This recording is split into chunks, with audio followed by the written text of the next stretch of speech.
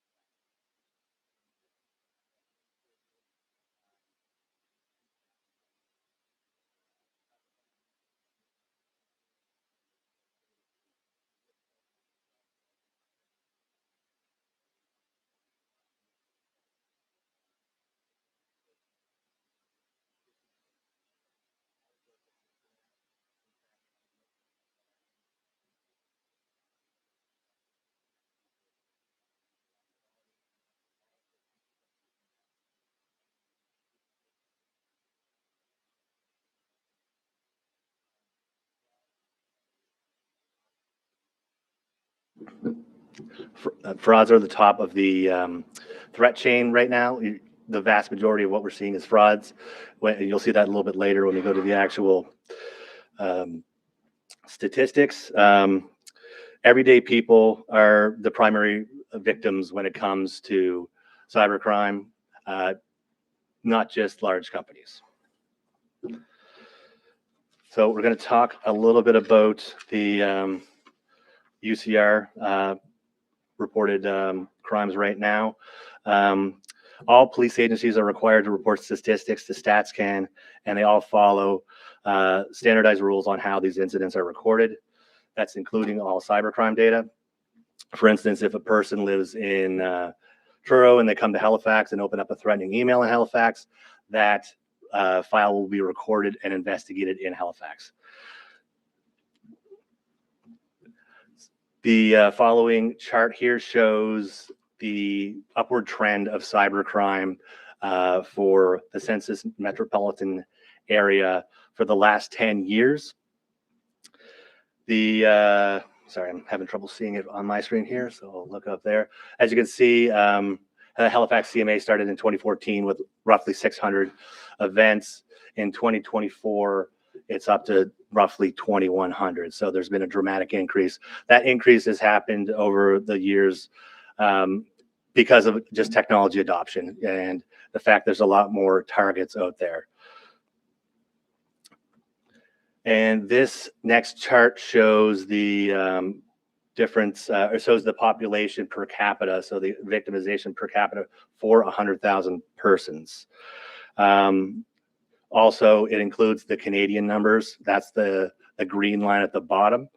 As you can see, we have a lot more reported cybercrime locally than nationally.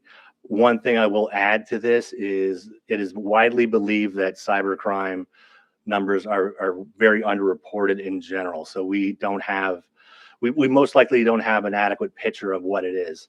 A lot of the reasons, there's a lot of reasons why people wouldn't report cybercrime. It could be they feel ashamed. There could be lack of awareness. They could basically not realize they're a victim, or they might not know where to report it. So some people might think they would report to the police, or some people may report it to the financial center nationally. So it is one thing that we're trying to combat on the national level. Every time I go to a conference, this is a big topic of discussion. This next slide here shows local data coming right over our RMS for HRM police, so RCMP and HRP in Halifax. The chart on the left-hand side shows a breakdown of the technology as a target and technology as a tool. It says instrument there, but basically technology instrument means the same thing. So as you can see, it's 93% of the events in Halifax have been categorized as technology as an instrument type of events versus 7% as technology as a target. So technology as a target, once again, is those hacking files. Technology as a tool or instrument are the files where people are using technology in the commission of the offense. If you look to the right-hand side, the bar chart, I'll go through the first three of the crime types there just to give you a little bit of a reference of what we're looking at. So the first crime type that's showing a 25% of the total is fraud / mass market. So that's anytime that's basically a scheme that uses mass market communication methods like an email or online ads and attempt to defraud someone. So that's basic investment scams, rental scams. A lot of scams come through there. That could be, everybody here has probably received an email or a text message saying, we need to log into your bank, and it says from Scotiabank. It may have the exact same look as an email from Scotiabank. Once you go in, enter that data, it's actually entering it and someone's grabbing that information. The second crime type there is indecent and harassing communication. This covers repeated or obscene communications intended to harass, alarm, or annoy. This is a crime type that could happen in real life, but a lot of this has moved online. As you can see, it's 22% of what we have total for the last 5 years. This covers repeated obscene communications intending to harass, alarm, or annoy another person. And the third bullet, or the third piece of the pie I'll talk about at 17%, is uttering threats. This is usually a continuation of that first indecent harassing comments or communications. This is threats to cause bodily harm, damage property, or to harm someone's animal. Usually these are done via text message, social media, things of that nature. And I'm going to finalize my section of the presentation just by talking about the cyber operations unit where I work. As I said earlier, it's been in operation since 2016. The cyber operations unit supports police investigations that have any online or digital component. We're located within the integrated CID building.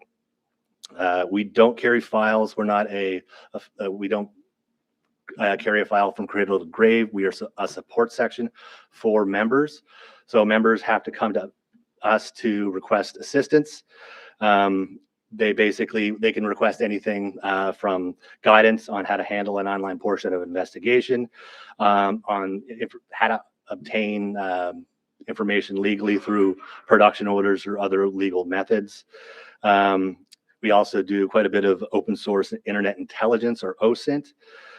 We capture online evidence. We act as SMEs for anything related to cybercrime, online platforms, emerging technologies. We will help with cryptocurrency tracing. We try to keep as up on everything as we can, things like including the dark web, social media evolution, and AI. And also we will perform court testimony if needed. So as I said, we support basically everybody inside of HRM Police, so RCMP and HRP. Right now I'm going to pass over the presentation to Constable Karen Jensen from the Provincial RCMP, and I thank you for your time. Hello, ladies and gentlemen. Good afternoon. My name is Karen Jensen. I'm a constable with the RCMP, and I work for the H Division Cybercrime team. Where are we here? Okay, so the RCMP responsibilities, our mandate is to assist the outside HRP area policing. So we look after the detachments, we look after the smaller forces around the province, and also assist with other maritime provinces. Okay. As you can see, I didn't make as many notes as Sean, but that's all right. We are backed up by the NC3. So that is the National Cybercrime Coordination Center, and they run out of Ottawa. They will take the lead on a file if they see fit. That generally includes critical infrastructure, power generation, internet, that sort of thing, Department of National Defense, and other major entities. So let's say the pipeline example, Colonial Pipelines, 3 years ago down in the States, would definitely fall under NC3's mandate as opposed to a local one. They were established because of the rise of cybercrime. It's staffed with police officers and civilians, and they work with us. They can be a training tool, they can be a resource, among other things. It's kind of our clearing center for cybercrime knowledge and expertise. So we basically covered this already, but they coordinate with our partners. They provide training, guidance, intelligence, and notifications. So we do get information pushed down from them from time to time that XYZ threat has been noticed in your area, and please notify business ABC or individual John Smith. And we also push information up to them when we find information that can be used by other jurisdictions. It's a central resource, and they coordinate with private sector, public, non-governmental. It's, yeah, there's really not much else to say. It's a lot of slides to simply say they are our national level resource. Cybercrime has a lot of challenges. The first thing is there's no mandate to report. So what we end up with a lot of the time is businesses will simply choose not to. They're worried about liability. They're worried about damage to their reputation. Individuals choose not to report. Again, if you're caught up in, say, a romance scam, perhaps you don't want to report what had happened. People are embarrassed. And unfortunately, the bad actors doing this sort of thing know that and specifically target people for it. It's a problem. Victim organizations also face challenges.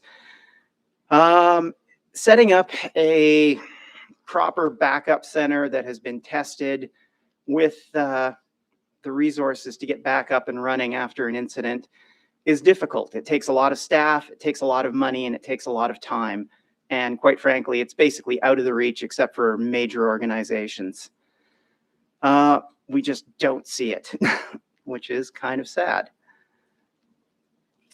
Now, I deliberately kept my portion of this very, very short for two reasons. Number one, Mr. Greeno is our HRP person and you are the Halifax Council.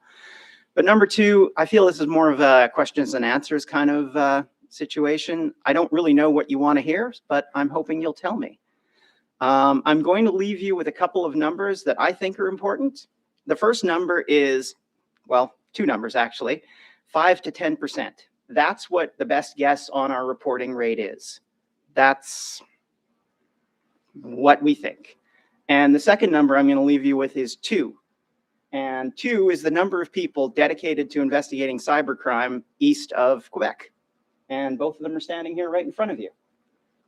So it's a challenge. With that said, is there anything else we can talk to you about? Oh, I'm sure there's some questions. Commissioners, Commissioner Bezic-Escanlar, thank you, by the way, for the presentation, and I'm sure there'll be some good questions. Thanks, Chair. Thanks, Officers Jensen and Graham, for all your work and for the presentation. I was interested in the stats, and it's interesting to know that our rates in Nova Scotia and HRM are higher, but that may be because it could be more awareness and more reporting here, which would be a good thing.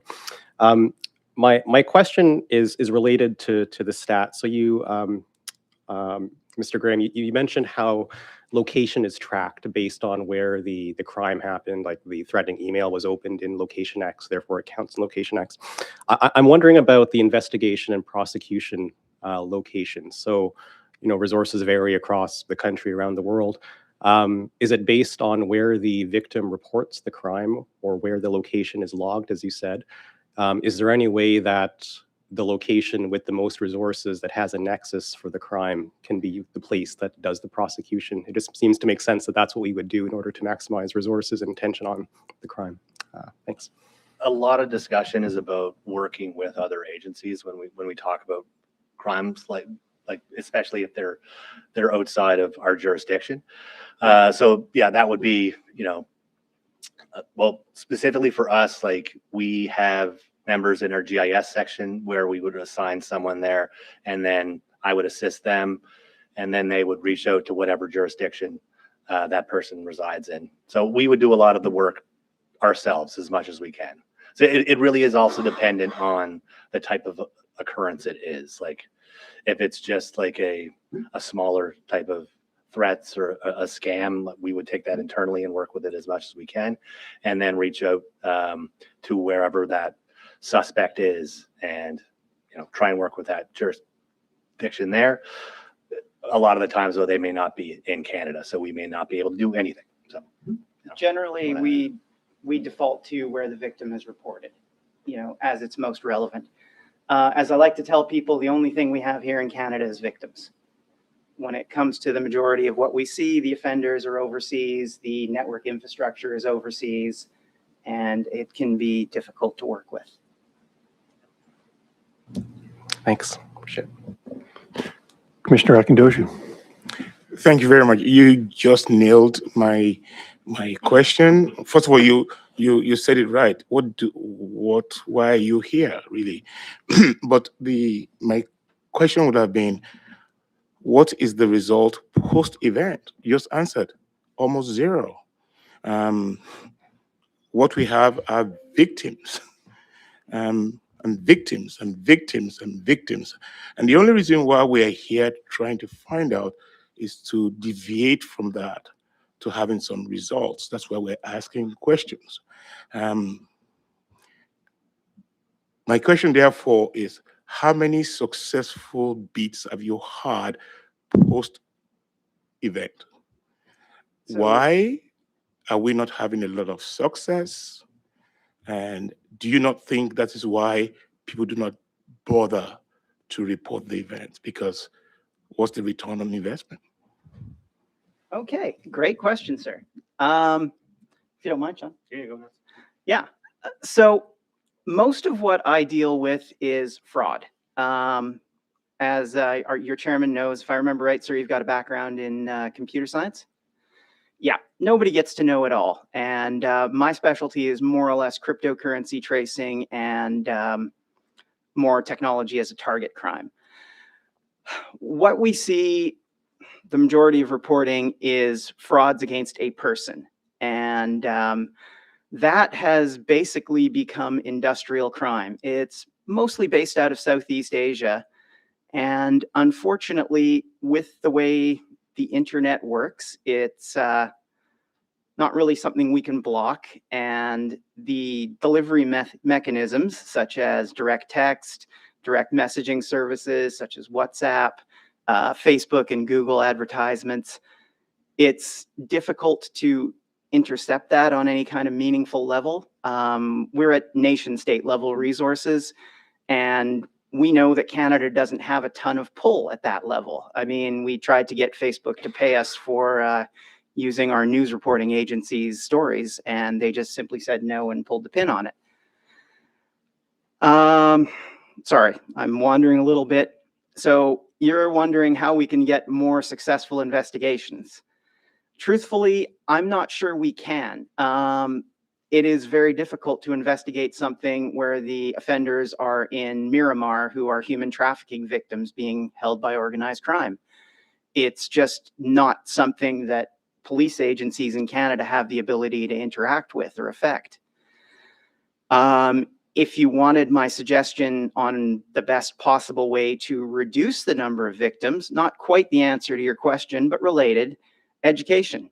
We need to make our population more aware of what's going on, what is a scam, how to spot a scam, and how not to fall victim to it.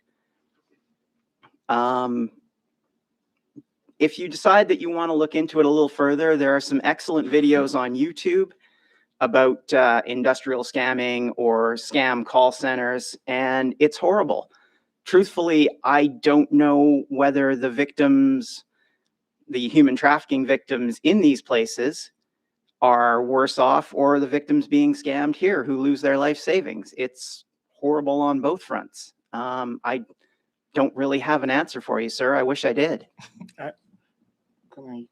I'm just agreeing with you. Oh, yeah. But if you know, I belong to the private sector, and if you know the investment on shutting the door and they still pass through these doors, at our level, I would say I'm a medium-sized company. But if they can break through Nova Scotia Power, and you know the ton of investment that we all report in terms of insurance, in terms of cyber and exams and tests, and these things still happen, I think the issue we should be talking about is prevention. How can we, one of it you've just mentioned is through education, through this, but what can we do, or what's the police doing to prevent that or support the amount of investment from the private sector, and I guess from the public sector, being put into this well? I call it well. I almost started because it's a big investment.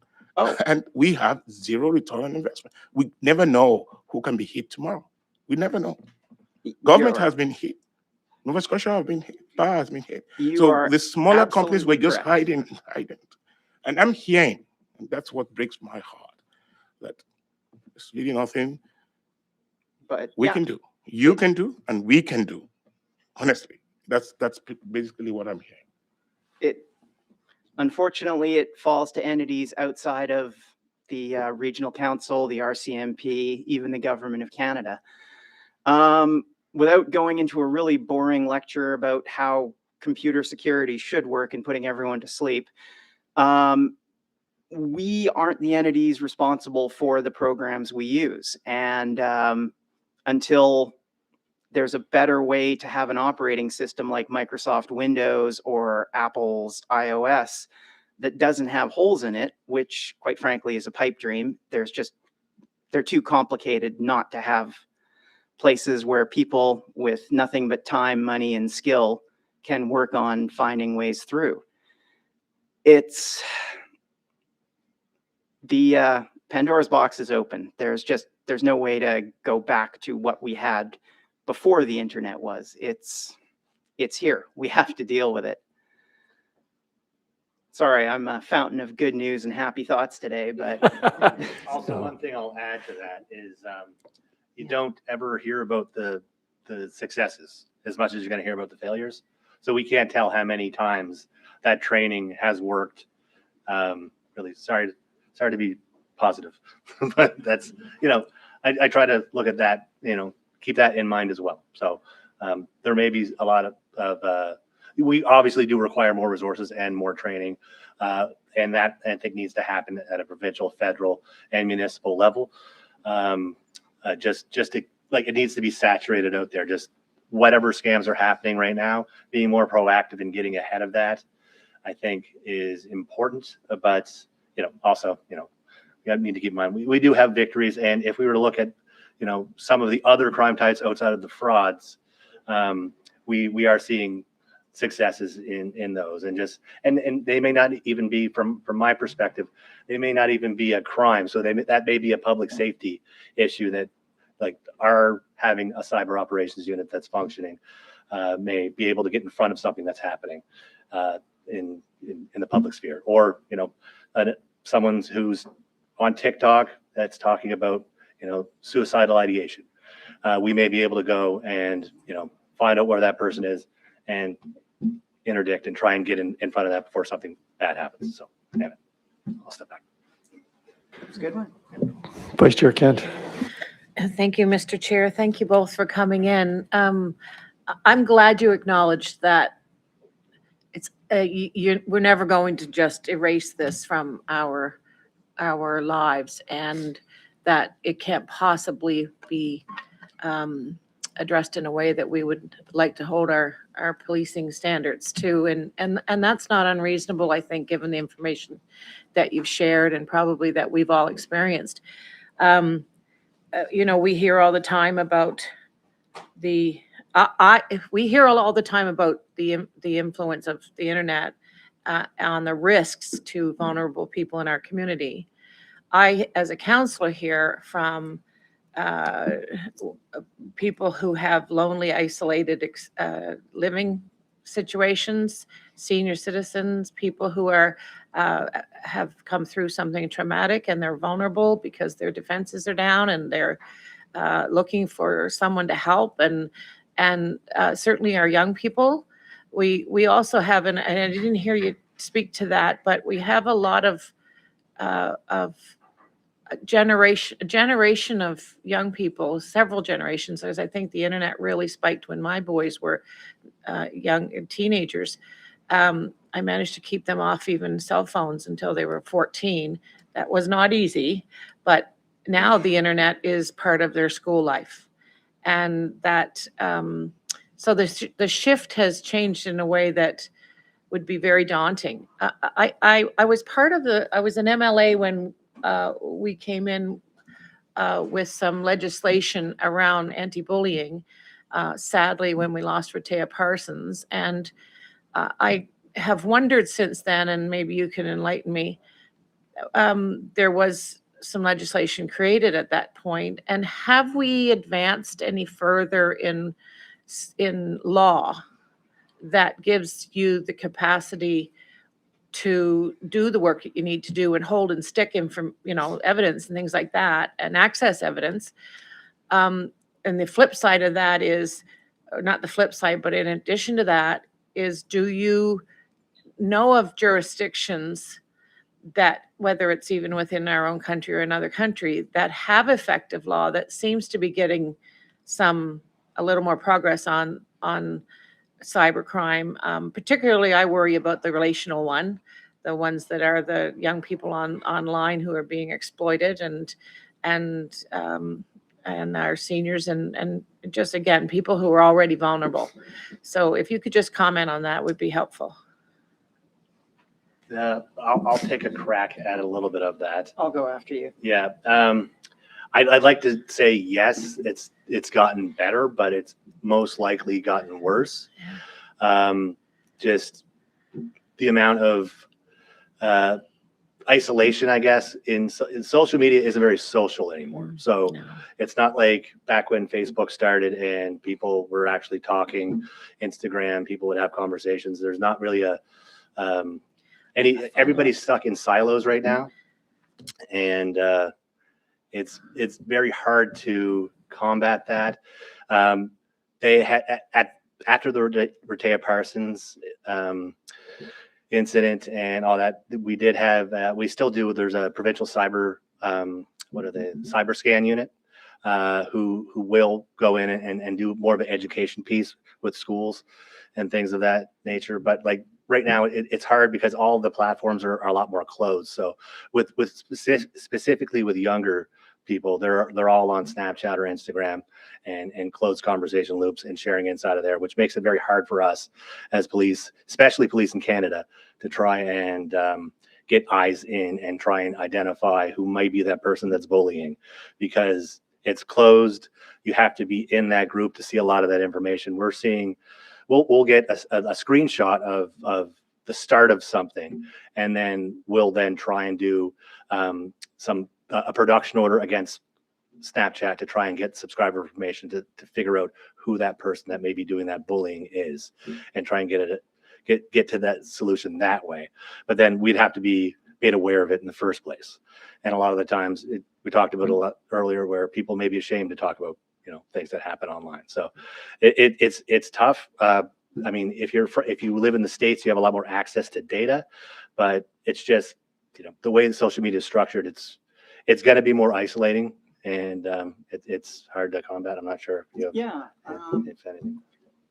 Yeah, Sean is definitely the expert when it comes to social media and finding data. No two ways about it. Let's go back to the vulnerable people. Truthfully, I think you might be a little off on who is vulnerable. Senior citizens, absolutely. The young people, not so much. And it's a function of exposure, right? Like your children in specific probably grew up with a good deal less exposure and online time than their peers. And what that does for us is we have kids that really know this inside and out. And they're used to it. They're used to seeing, and they have a better ability to filter and think, maybe this might not be quite what it is, as opposed to someone who's, say, in their 80s, who's really not sure about the internet and contacts their grandchildren for support on how to get onto the Facebook every now and again. It's not that they're stupid. It's not anything like that. It's just that wasn't a thing they grew up with and learned and processed. Just like the kids of today, good luck finding one of them who knows how to drive a standard shift vehicle, right? As for legislation, things have definitely gotten harder. The Supreme Court decision of R.V. Bajkovic was, it made for a significant challenge. The decision that IP addresses are private makes things slower. And slower isn't good on the internet where things happen in seconds. We have to work within the laws that the government and the courts have found, and that is what we do. But it's not like, say, over in the UK or down south, where the Patriot Act basically gives them free access with a phone call. So that is a challenge. Yeah. Just a quick follow-up to that, or for another question. Have you seen a spike in this kind of activity since the administration changed in the United States and with the current administration and president?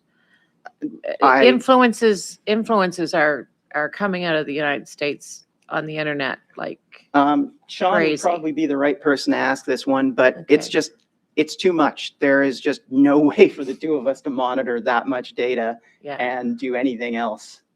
I think it also depends on what you mean by a spike and like what specifically. Like there has been a spike in hate speech, I would say. Hate, I think that's Yeah. where my mind is certainly going. Hate speech, hate narratives are very specifically, they're targeting as well with their streaming Yeah. of what they put in. The minute you click on anything, you're then going to be barraged with all of that. And so people are reading that as if that's accurate and as if it's become fact, and then living that here in our country in a way that is affecting their behaviors, right?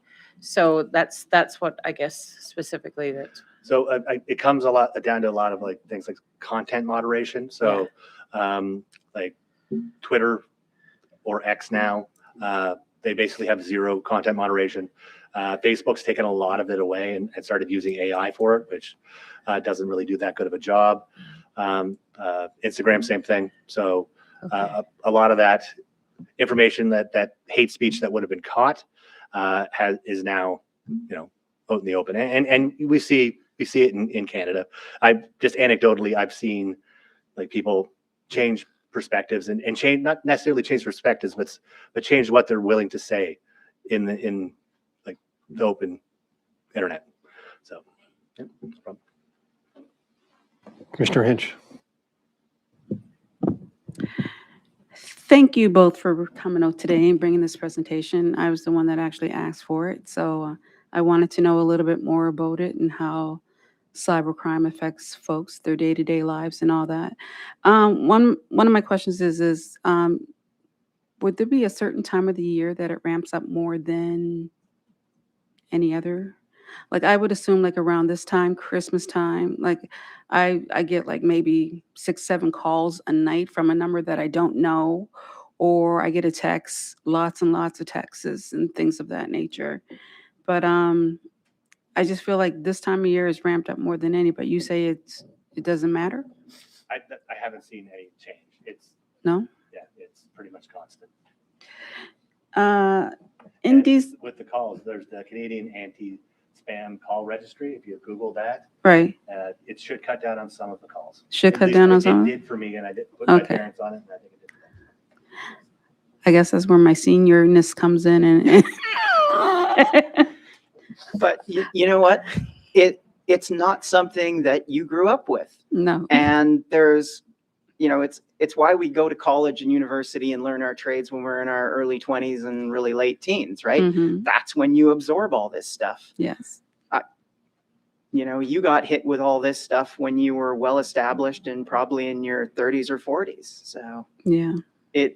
unfortunately, it's not really great for us that are a little bit older, but the ones that are coming up who have been exposed to this their whole lives, they're going to be better capable at dealing with it. Indecent calls. Can you explain more about that? Well, I think that I'll go back to the slide. Sorry. Oh, yeah, there we go. Back, wrong way. So that is, it's basically indecent or harassing calls. So that's anytime anybody contacts someone a number of times, or they're sending them, imagery they don't want to see on a regular basis. So, and like I said, that's 22% of the calls we see, but Okay. it's one of those things where it's a lot easier. Don't want to use the term that's normally used, but it's a lot easier to send certain things nowadays than they used to be. Okay. Speed is a big factor. Yeah. Right? I mean, when I was younger, we used to call, my parents are both immigrants. We used to call back to England to talk to mom's sister, but it would be after 11 p.m. on a weekend. Hmm. Why? Because long distance was about, I think it was $1 something a minute instead of $8 a minute. We've taken that away with the internet in its form right now, you can message anyone, anywhere in the world within a second. And it takes away the time that people used to think. Mm-hmm. So now people can, I don't know, if my kid decided to be mean to his kid, well, his kid can respond even worse that fast. And now mine comes running to me and mommy, look what happened. Now we've got a harassing communications complaint, even though there's more to it than that, right? I'll skip going through the waves of the internet thing, but needless to say, we're still learning how to deal with all this stuff. And speed is an aggravating factor. One other question, Karen. Yeah. You mentioned two things, 5 to 10% reporting, and then just the two of you. So does that mean it's just the two of you, or? That's right. So I'm trying to Sean understand. is one of two positions. They haven't filled that other one, have they? And I am one of two positions, and they haven't filled the other one. My old partner got promoted and left, so we're it. To the best of my knowledge, maybe one of the gentlemen here can tell you better than I, but I believe there is nobody in New Brunswick. There is nobody in Newfoundland, and I know for sure there is no cyber investigator in PEI. Wow. So Wow. I Okay, think they're thank just you. starting, PEI, Charlottetown specifically is just starting up their forensics, so. Yeah. And you know what? I will take that to segue into a little sales pitch here. Go ahead. So I'm what we call a retread. I spent most of my career with the Calgary Police Service. I did digital forensics there and for the Department of Fisheries and Oceans for about 8 years. I was around when Calgary Police stood up their cybercrime team. And when they initially introduced that, I want to say right around 2016, they stood it up with, I believe it was 10 members for a 1 million person city. And when I left in 2020, they were up to, I believe it was 16 members supervised by 2 sergeants and a staff sergeant. Statistically speaking, for the population we're looking at, we are way, way, way underrepresented. Mm. And we're swamped. I have about 6 files on the go. I have one of them that I can't really go into too much detail, but that has been consuming 80 or 90% of my time for the past month, and I won't be done until February. So, and that's on top of everything that lands on my desk every single week. Some you can solve with a phone call, some you put months into. And I imagine Sean's got the exact same story. I always have different projects I'm working on in addition to what I'm doing, so. Yeah. But also, I don't carry files, I'm not sure you carry. the file? Some of them I Yeah. do. My big one is an assist for a different unit. So, I would act as a resource for a member investigating a file in any capacity in the organization. So that would Okay. be, someone from the fraud section or someone from our general investigative section, or, even at the patrol level. So. Thank you. Thank you. I just had a couple of quickies, if you don't mind. So NC3, so would they ever get involved in a, I don't want to ask a specific company name or incident, but if there was an attack on a large billing or customer care application at a national level, would that organization actually come in and treat it like a crime scene and help do the investigative work? that is a great question. I don't have a solid answer for you, sir. Okay, Um, that's fine. Sean? I was just at a training thing with a number of NC3 members, and they specifically don't act as a investigative body. They are more of a resource for someone else. So I'm trying to think of a good example of that doesn't give anything away. But yeah, they would work with the local More like PD or someone else. They also- Advocacy and best practices and guidance, but not Yeah. actually supporting criminal investigations. Okay. a lot of the times with those larger organizations, they bring in their own teams to investigate it, which Karen was talking about. They don't usually report. They may have some reporting where the NC3 will ingest information and assist on that investigation, but they will also laterally move to other countries. So they have representatives embedded in Interpol, and that basically gives all of Europe. So if there's attacks that are like going around the globe, they'll be able to act as an intermediary for. So if we had a big one, if we were assigned one, that would. Sorry. So if I'm a small to medium-sized company, which I think are one of the biggest sweet spots because they have the lowest amount of safeguards and controls, they've got something worth stealing, and they're easier to target than, say, larger companies for the most part. If an incident occurs, what do I do? Who do I call? And how should I be engaging with police, or is there just no resources to help me there? Let's say it's a ransomware attack, and I have I'm a pharmacy and I have a patient database that's all been encrypted. What should I do? So every single reporting, or to report every single crime, starts with the same place. You're either going to call emergency or non-emergency, and you are going to be dispatched an officer to come to you or call you on the phone and take that initial report. Quite frankly, we don't have the resources to handle the initial stuff ourselves, and there's a process in place for that.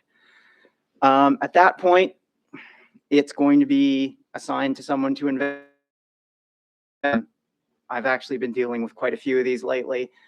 9 times out of 10, the investigator is going to realize that they know absolutely nothing about cybercrime and investigating this sort of thing, and it'll get kicked over to outside of Halifax, me, inside of Halifax, it'll be to Sean. And we're going to provide advice and guidance. A lot of my time is taken up just trying to get the message out there that there's someone here to help. You know, we can come out and help you investigate and interview. Sean and I know what we're doing when it comes to looking at data and trying to rebuild what happened. Very different backgrounds, but very similar sets of knowledge. Yeah, so like these crimes have injury. I mean, Absolutely. they take money out of the small business, medium-sized business. It means they can't hire more staff. It means that they might have to, lose customers, lose their business. And it's like, it is a huge deal. I agree that education is critical. Businesses, I think, are doing a better job trying to create more cyber-aware employees. But who in government, which level of government should be helping to try and educate the general public? Is that should the feds take the lead on that, or? Everybody needs to kind of play their own role, in my opinion. Like, it is sad. Every day you see so many victims. And then from my last question was going to be around, I actually had 2. One was around, are the carriers, all this flows over the carriers networks. Are they doing enough, or are they helping prevent, helping investigate, or are they a barrier for you to do your work? So carriers have a lot of legislation around what they can and can't share with us as well. Yeah. And while it's not under the Bajkowicz ruling, oh gosh, sorry, I can't remember off the top of my head, Mandy. Which was the decision about carriers sharing data? Sorry, I'm bugging Mandy because she was a nice investigator and knows a lot about this as well. At any rate, the step to getting any information out of, say, Eastlink or TELUS or whomever is going to be a production order. So, So there's a process, but it takes time, and it's, It does. If it's an emergency, that they can act more quickly if we need it. So usually threat to life, as well as like social media companies, we have the ability to put in exigent circumstances requests. Right. Yeah. So my last question before you actually said this earlier was, from a resourcing perspective, would more resources help with investigating and reducing injury? And I think you answered that question already. So I'm going to pass it over to Commissioner Carter. Thank you. A lot of the things I was thinking and asking you have been answered, but there are some other things that came from your answers that I have to ask. First was, how well are the officers on the street trained, and whose responsibility is it? So, because they're obviously the first people responding. So how well are they trained so that they can give advice and education to the public? I can't speak for our CMP depot. I've never been. But Probably less than you're hoping. And the reason is there is so much to learn. Use of force is a huge issue, and that takes probably the most time out of your training time at depot. You have to learn the legal side of things. You need to know when you're lawfully placed and how to act and when you can act. It sounds like a long time, 6 months, and that's what I was trained back in the day, but it's not. You're taking people who have absolutely no idea how to be a police officer and making them a police officer. And there are a million things, and it's stuff you'd think of and stuff you wouldn't think of, like officer presence. And you can look at just about anyone wearing a uniform in this room, and they'll be able to tell you a story about that one time where they knew that if they talked to someone with a bit of presence and a bit of feel, they prevented having to get in a fight or stopped someone from starting an assault. And it's not really something that you'd think that police have to learn, but you have to learn it. Nobody's born with that. So preventing frauds, internet, online crime, it's pretty low. That's kind of one of those things that they want you to pick up in the field. Nobody goes through depot or the learning center and gets taught how to investigate a homicide. There's just too many other things that you need to know before you get there. So, HRP perspective, we have online courses that members have had to take to educate them a little bit. But that, as Karen said, it is an evolving thing that it keeps changing. So that's kind of where we sit. So we'll try and educate the members. Since we're a support unit, I'll try and teach them as I go. So like, for instance, like a Facebook threats call comes in, they don't know what to do. Get them, the complainant, to capture as much information. The member can start working on a production order to send to try and identify that person. So like, I try to work through them, and then hopefully that information filters through to the other members. But that's kind of what part of my mandate, I guess. I probably should have said that in my presentation. Yeah. Okay. Thank you. I will say that on the fraud side, I think HRP and HRD are doing a pretty good job when there's new frauds coming up, alerting the public. It doesn't get everybody, but it certainly gets out there to most people. So I do appreciate that. I'm sure you guys are part of helping them to know what frauds are there so that they can get that reported to us. The other side is our role here at the Police Commission is to try and take the burden off of the street officers and reduce the number of calls for service, because budgets for policing and so on are also part of our oversight and looking at those things. So the more it costs, the more the taxpayer pays, and we're responsible to the taxpayer as well. So they come to us and go, we can't afford this stuff. So what do we do? So that's why the education piece, I think, is so important that you talked about and others asked you about, because the education piece is a preventative tool and may reduce the number of calls for service, which is important. And I also recognize, having worked for running the security for Bell Alliant after I retired from one other career, and I realized that the search warrants and so on, you have to get a lot of information. That takes a lot of time, and most people in here realize how hard it is to get search warrants, and that takes a lot of your time too when you have to do that. So the one last question that came up, because you answered most of the other things for me, is AI, and is that making it? Is there issues with AI getting stronger and stronger involved with these cyber crimes? Yeah, I would say like for frauds right now, I think they're helping the fraudsters clean up, because a lot of them come from outside of the country, not necessarily first English language speakers. So enabling them to modify their communications to people to make it look more like a native English speaker. Video is getting much better. The ability to mimic someone's voice, if they have a few samples, they may be able to do that. So yeah, that's going to be a problem. It's not so much that it introduces anything new, it just makes the things we're seeing better. it makes fraudsters more proficient at committing their particular fraud. Yeah, and more believable because people think AI knows all because it searches a whole lot of sources. I have the opportunity every year to go to the security forum, the International Security Forum. And this year, one person spoke about AI and the problem with it from a military standpoint.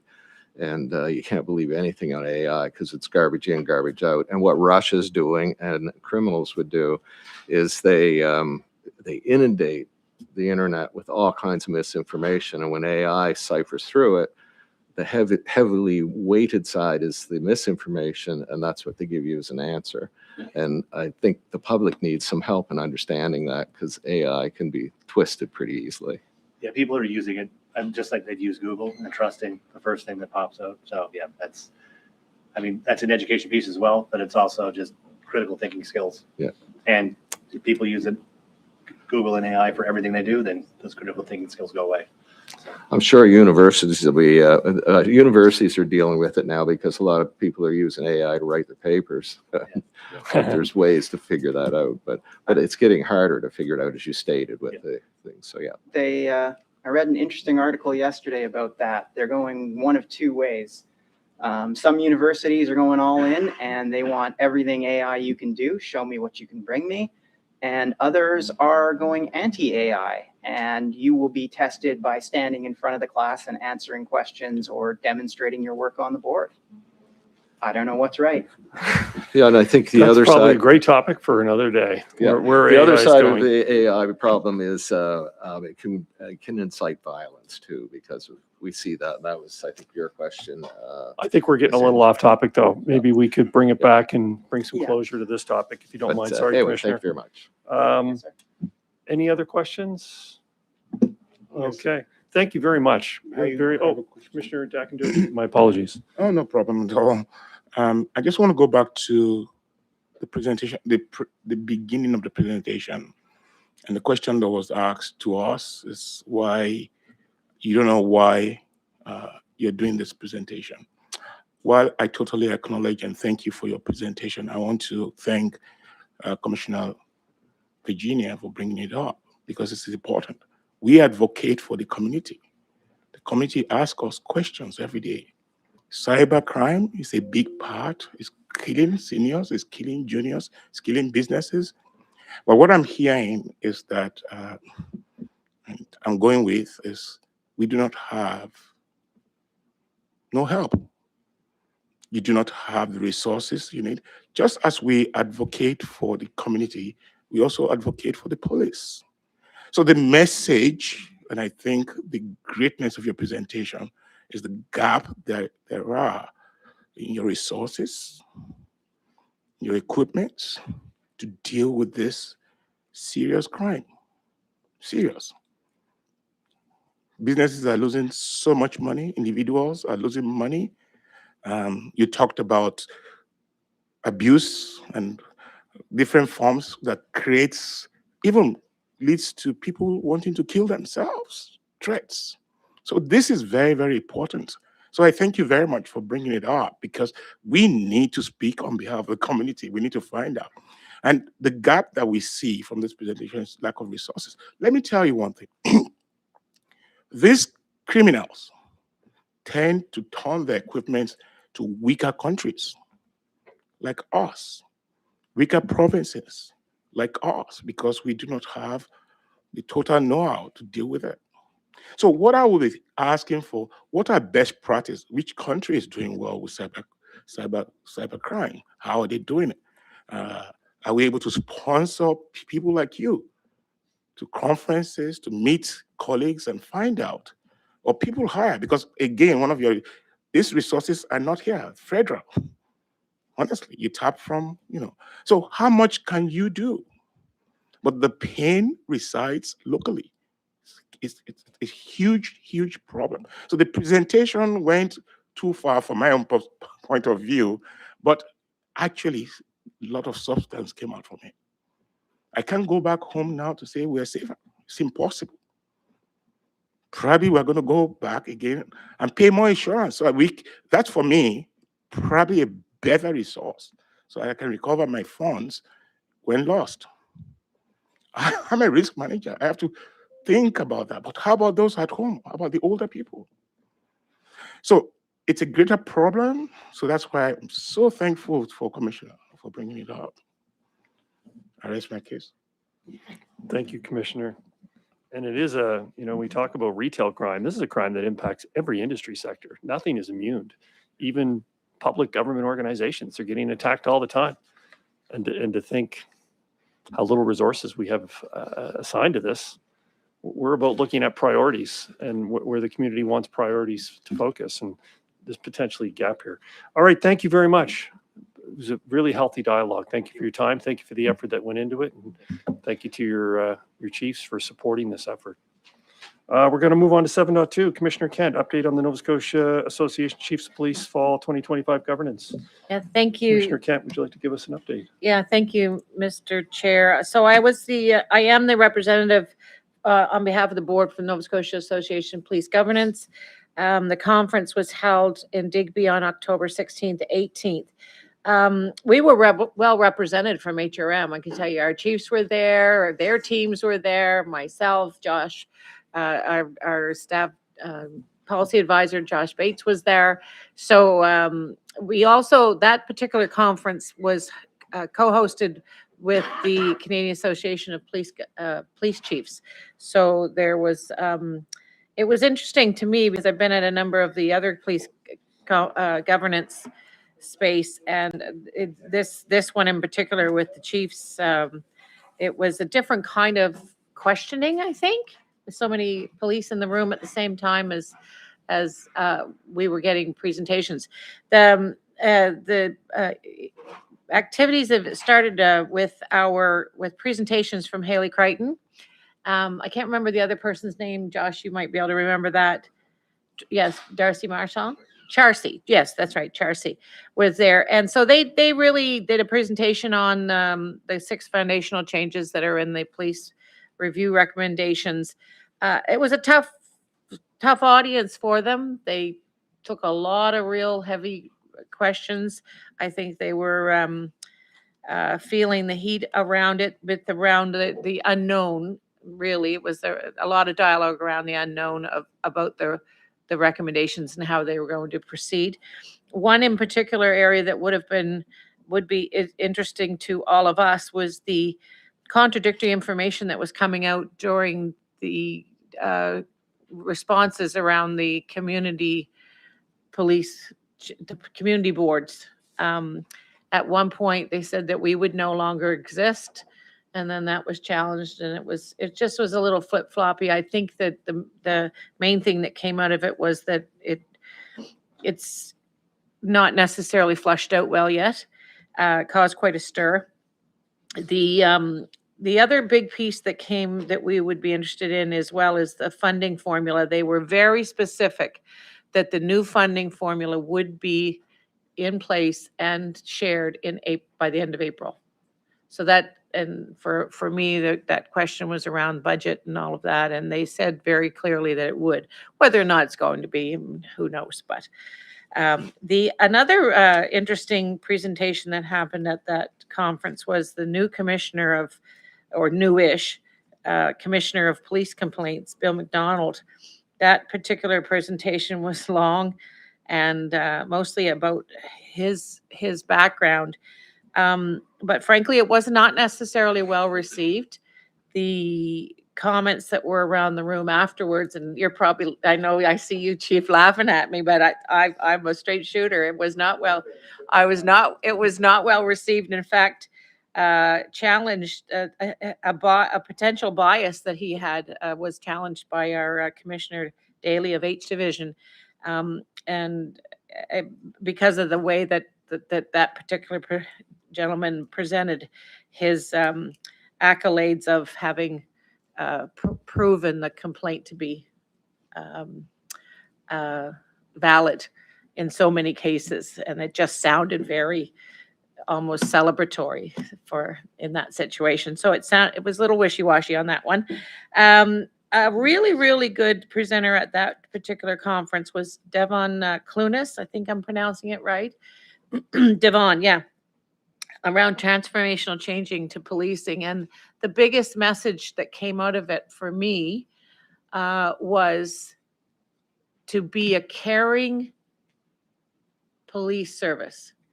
When you are responding to people, human beings, which that everyone is, to continue to have the humanity of caring and about another human being.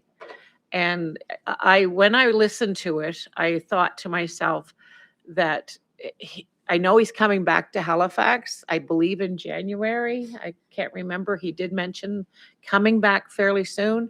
And I think that it might be worth us having a presentation from him, whether or not it's part of a regular meeting or if it's a special meeting, a special opportunity. But I think that for me, it was his words were very inspirational and very thought-provoking. So those are the things that came out of that particular conference. One of the things, though, if I could just segue quickly to the next meeting of Nova Scotia Police Governance we had here in Halifax, and a gentleman by the name of Curtis Komotsky, he's the project director for Public Safety and Security Division for DOJ. So he is the lead on the review recommendations. He did say, so his focus for that particular meeting was on the single RMS system and records management system. And he did say very confidently that any operational situation where once they started to become operational would be at least 5 years, no less.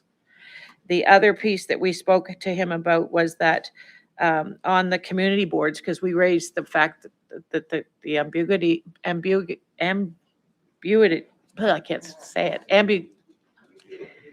ambiguity. Oh my gosh, that's so funny. Ambiguity from the conference. He did speak about engagement with all of the current boards. So very clearly, I asked him very specifically, would he be meeting with us here in Halifax? And he would. And he framed it in a way that right now, our boards are called Board of Police Commission. We've in the review as community boards. Sometime after the engagement, we may find that there's a new term that we will also endorse. So it's not just something that's going to be, I got from it was not something that was going to be pushed at us, but more about how we're going to help develop it. So that's some thoughts. So that's the main parts. I don't know, Josh, if you have anything else to offer on that? No? Okay. Thank you. Thank you for your time and thank you for your support in getting me there. Any questions for Commissioner Vice Chair Kent for clarification? Oh, good. Go good. Yeah. Just one. At one point, they were going to bring Department of Justice, the police boards together. I thought it was going to be before Christmas of this year. Obviously, that's There was not no happening. speaking of that from Mr. Okay. Komotsky. Okay. His main focus right at this moment is the RMS system Okay. to start to move that shift forward. Okay. He did mention though, and perhaps the chiefs can respond to, I was going to ask it later, but he did say the layered policing approach would be presented to police chiefs. And that was in November, and he said it was the following week. So in November, were you given anything from the Department of Justice through him around the layered policing? So I could say, so the Department of Justice set up a series of meetings on the pillars. Yeah. They're like 1 hour snippets that occur for all the pillars. So Okay, while that's what that was. we had a meeting, it wasn't substantive to the point of anything, not beyond what was Okay. already presented. All right, thank you. Thank you, Chief, for the clarification. All right. Nothing else. We'll move on to 7.3. Commissioner Kent. The Thank you. Halifax Board of Police Commissioners Police Governance Excellence Award. Would you like to put the motion on the floor first? Yes, thank you, I will. So I move that the Board of Police Commissioners for Halifax Regional Municipality, 1, waive Section 15 of the Administrative Policy 1, requiring a staff report from the Chief of Police or Policy Advisor to the Board. 2, approve the creation of the Halifax Board of Police Commissioners Police Governance Excellence Award as outlined in the company proposal. 3, direct the chair of the board to establish a subcommittee to oversee the development, implementation, and administration of the annual nomination, evaluation, and presentation process for the award beginning in the next calendar year. And 4, request that HRM Corporate Communications collaborate with the board to develop a communications plan to promote the award and publicly recognize the recipients. Thank you, Vice Chair Kent. Would there be a seconder for that motion? Thank you. Thank you, board members. This actually has come out of our esteemed and brilliant chair. I'm happy to be part of it, and I'm hopeful that you will as well. This is really meant to be recognizing sworn members, civilian employees, staff that are working in the delivery of police services, who've demonstrated outstanding commitment to principles and practices of effective governance. It's an award that celebrates individual strengths and which will, I think, and is presented to increase public confidence, accountability, and trust. So this is it meant to align with our pillars, to recognize and encourage excellence in police governance, to strengthen public confidence in institutional trust, to foster collaboration and shared learning, to institutionalize a sustainable recognition program, and alignment with the board's mandate and strategic priorities. So as it notes in the actual motion, the next step would be for us to establish a subcommittee to oversee the development and implementation of this. I do have some questions that I feel I need to answer, will want to have answered very quickly. I think in principle, I really am looking forward to this. I think that this is a really good next step. We've never done anything like this from the board that I'm aware of even in the history of the board. So I like this approach. The question I will have, though, is around the administrative side of managing the process. And the other is, do we need any funding for it? And that would have come out of a report. So, and Marty, to process, do we have to do number 1 first to be able to debate the rest?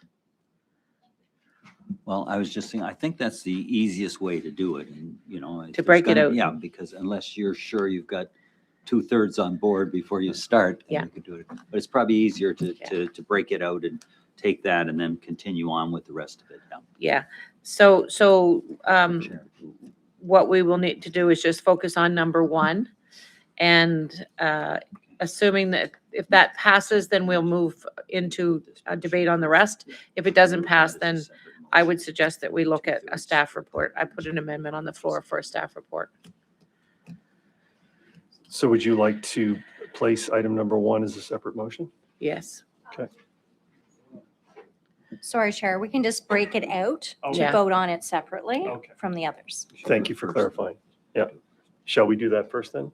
Yeah. So we'll call for the question. All those in favor of item number 1? Item passed. Okay. Thank you. So then the rest now is on the floor. I'll just leave it there and close, Mr. Chair, unless there's anyone else that wants to comment. Yeah, any other commissioners like to comment on this particular initiative by Vice Chair Kent? Commissioner Bezic-Escobar. Thanks, Chair. Thanks, Commissioner Kent and Vice Chair Kent, for the work for both of you in bringing this forward. I think on its face, it's an excellent idea. I think we as the board, as part of our governance role and, in supporting effective police services, we want to give positive reinforcement to those officers and civilian staff who are advancing that work. I'll also mention that it's also consistent with the Wortley report's recommendation 4.14. To explicitly reward officers for their community policing efforts, their ability to work effectively with diverse communities, and their ability to develop relationships of trust with community members from various backgrounds, which is also, that spirit is reflected in your motion as well. So I think this is very much consistent with what our board and boards have been pushing for some time. So thank you for the opportunity to speak in support. Thank you. Thank you, Commissioner. Any other commissioners wanting to make any comments? No? Call for the question. All those in favor of items 2 through 4? Motion carried. Thank you. Moving on to section 8, correspondence petitions. Correspondence, Madam Clerk, is there any petitions, correspondence that we need to make note of? Chair O'Malley, I can confirm that no correspondence or petitions were received by the clerk's office for this meeting. All right. Well, now we're going to move on then to item 10, which is our reports from the chiefs and our executive director of community safety. So we'll start with 10.1, and it looks like Chief McLean's name's first on the list.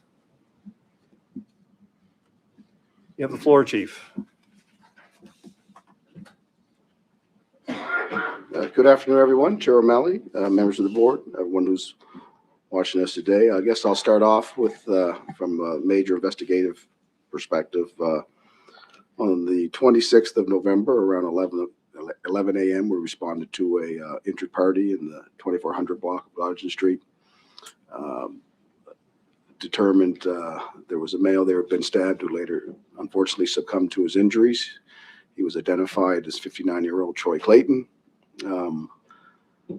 2 days later, members of the integrated CID investigative team were able to make an arrest and charge 40-year-old Aaron Johnson with second-degree murder in relation to that event.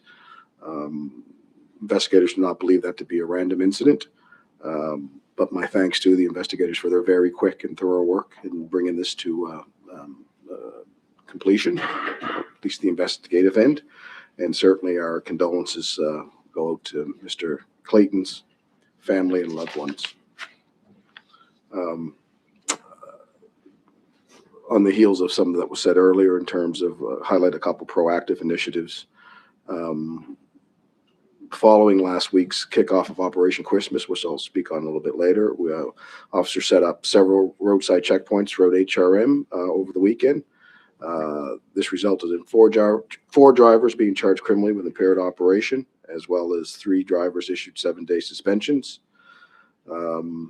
Obviously, you know, this time of year, roadside safety is obviously very important, as well as impaired, you know, enforcement against impaired driving. We also see an increase in retail theft at this particular time of year, although it's prevalent at all times. And I'm pleased to share that there was an initiative taken by the patrol members working hard to identify suspects and patterns and thefts in the Spring Garden Road area. And on one particular evening, through a coordinated effort, captured 3 suspects in the act of stealing. Great example of teamwork and solid policing.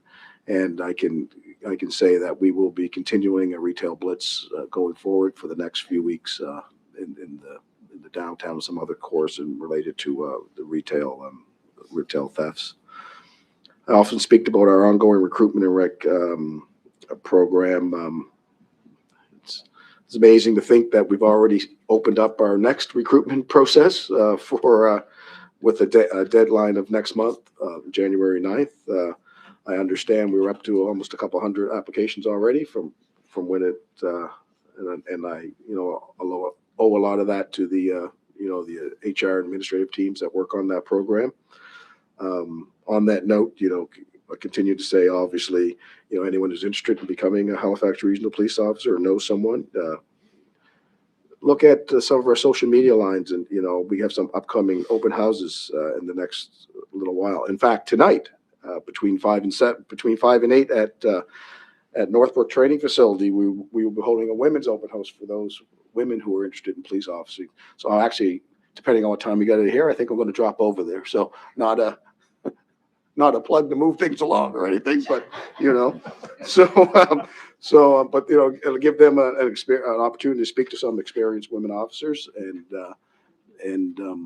you know, move that along as well. On December 6th, which is a Saturday, from 10 to 2 p.m., we'll be hosting another open house for everyone who's interested in a career in policing.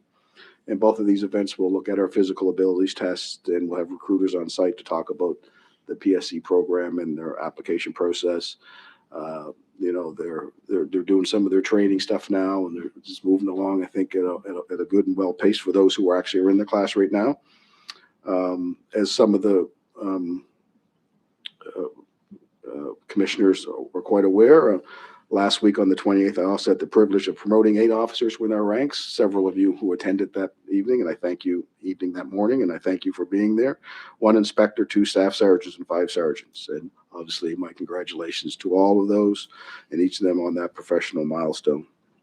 As I always mentioned at these meetings in relation to domestic violence, there were 139 total reports of domestic violence reported for the month of October. No charges in 80 of them, which would mean there was no criminal offense which occurred. But 59 were resulted in criminal charges, which included assault, harassment, and utter thefts. Of those, 17 were designated at high risk, which means it scored high on the ODERA assessment list and obviously the level of violence that occurred. And there's also been a critical development in 11 files, which meant that a previous file, which is originally designated at high risk, a new incident has occurred. So again, we will continue with our emphasis on combating domestic violence and reporting it back to the board. From a firearms perspective, we're up to 421 firearms, which have been seized this year, and 17 shooting incidents in total, which I do believe to be down significantly from last year. I'll confirm that, but we have had 4 homicides this year related to firearms. From a traffic perspective, 550 summary offense tickets issued from November 1st to the 26th, and including 31 charges laid for impaired driving and 8 suspensions issued. This month does focus on impaired driving awareness, and we remind drivers to slow down and drive for conditions, especially we saw today. The first snowfall always initiates a lot of angst and anxiety among folks. So, continue to, drive safely. From a community perspective, as I noted, Operation Christmas kicked off last week on Citadel Hill. On the 26th of November, law enforcement agencies and public safety partners from across Nova Scotia, including MAD, gathered to speak about the impacts of impaired driving, at which point checkpoints were then set up by officers across the municipality. And we will continue throughout the month of December and with an increased number of roadside checkpoints. I also like to point out, thank to the chair for dropping by and saying a few words, as well as joining me on the road to man a checkpoint and on the 26th. So thank you to that. I also do want to note and throw kudos out to Halifax Transit, who graciously donated hundreds of bus tickets that we could give out to other people to give them alternative to driving over the holidays. That was a really good move on their part. I thank them for that. This is a good day, not because I'm at the board, but that's always a good day. But today I participated in the 21st annual Cop Shop this morning. 21 years of Cop Shop, over 1,000 children who have benefited from this, worthwhile cause. Cop Shop, for those who don't know, is an initiative at the Halifax Shopping Center where this year was 50 deserving children were paired up with their own personal police officer shoppers. Superintendent Johnson was one, but she had to come here at some point, and she told me to say next year try not to have the board and Cop Shop on the same day. And actually, maybe I said that. So, and but really, I can tell you, as I've been a shopper myself for many years, going back, it is one of those things that really kicks off the Christmas spirit for me in terms of, in that particular. So again, my thanks to certainly the Halifax Shopping Center, Sport Check, the mall merchants, the Mooseheads were there, certainly, our co-op students that were a part of it, and well as everyone, all of our staff who volunteered their time over the years to be part of such a worthy cause. Also, pleased to share that the CAO Long Service Awards were held last week. Many of our employees, we have 34, 20 years of service, 10, 25 years of service, and 4 up to 35 years of service. I'm slowly but surely getting to that point at some particular point. But so I thank them for that. There were also several HRP members who received the CAO's Award of Excellence this year. Constable Kenny O'Brien, who is for his work as a school resource officer, was noted. Sergeant Andre Habib, Pat Tucker, and Detective Constable Sean Flynn for their response to a chemical spill from the FIS section. I probably would have spoken to that at some point before, but at the board. And last but certainly not least, Constable Kara McIsaac for her integral work in developing the HRP reintegration program, which will probably come up in a presentation later on in terms of, and I also had the honor this week of actually opening our latest reintegration course on Monday morning over at the Joseph Zapman Center. I think it was 23 officers who were there who want to be volunteers of the reintegration program, which is an important part of getting our officers back to work. So it was important for me to show up and welcome them and thank them for their efforts in moving this forward. And since this is our last meeting of 2025, I want to wish everyone a very happy holiday season and all the best in 2026 to you and your families, and looking forward to next year. Thank you. Thank you, Chief. Maybe we'll ask Chief Superintendent to give his remarks as well, and then we'll just combine the questions into one segment just to move things along a bit. Okay, I'm going to start with community engagement. Since the last Board of Police Commissioners had four separate community engagement sessions, North Preston, East Preston, Cherrybrook, and Eastern Passage. It was just this past Monday, actually. It's not that long. Yeah, Monday. Time's flying by. Anyway, very well. Some really good levels of engagement, and it really does help us when people speak frankly and openly at those sessions, so we know what we can do to improve and continue to build relationships and trust in the communities.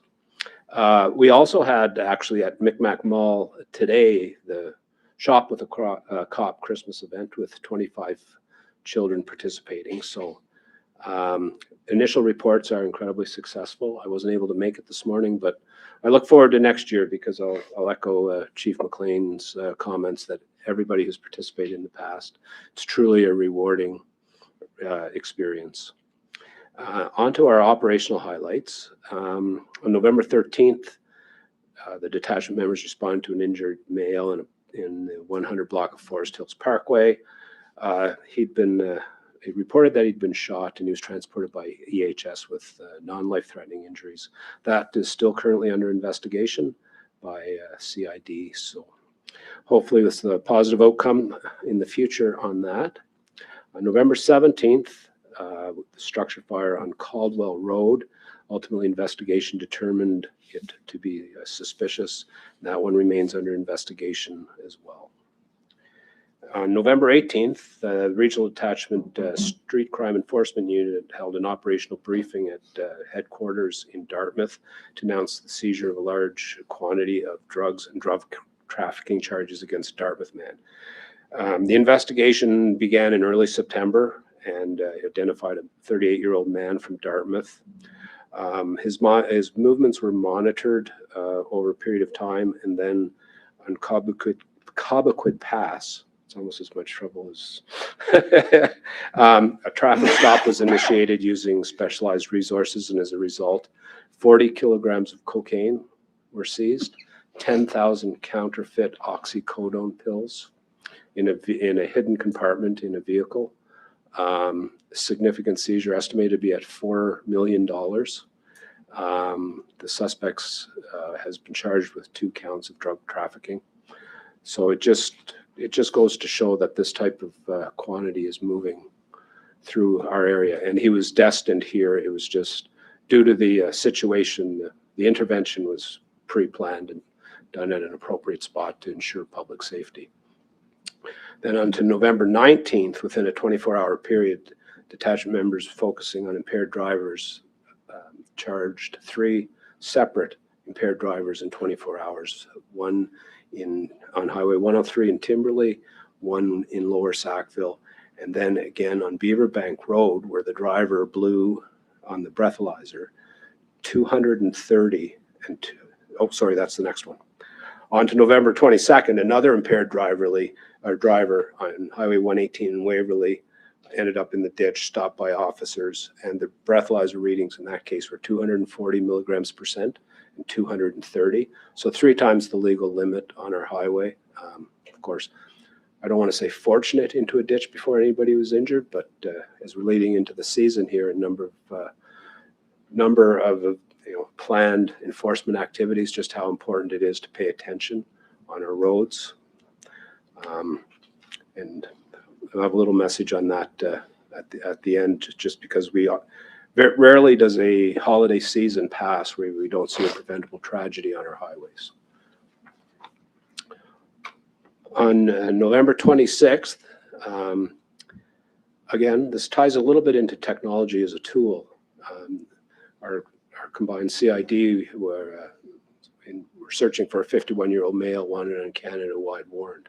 There was some indication that this male was in Newfoundland, so through utilizing social media and partnering with Newfoundland social media of the RCMP, we're able to publish the picture, and a very short time later, the person who was subject to the picture walked into Stephenville Detachment in Newfoundland to turn himself in. So there's many bad things that are happening. We can also use it as a tool for us in enforcement. And I think we're seeing it more and more, our development of using those tools to get the information out to the public that helps us in enforcement activities. And then on November 29th, there was a number of emergency alerts in respect to a male who was seen crossing, was right on the border between Enfield Detachment and HRD, out near the airport, running with a firearm. I'm not going to get into specific details, but it met the requirements of an alert where there's fear of danger to the public, and also we were able to direct the public to essentially hold. It was a really good, the response involved multiple RCMP detachments, HRP, K9, working together seamlessly, utilizing technology in the form of a drone, resulted in a full activation of our critical incident program. However, it was managed very well by the members who were on the ground, first response, and that is ultimately charges are before the courts on that matter as we speak.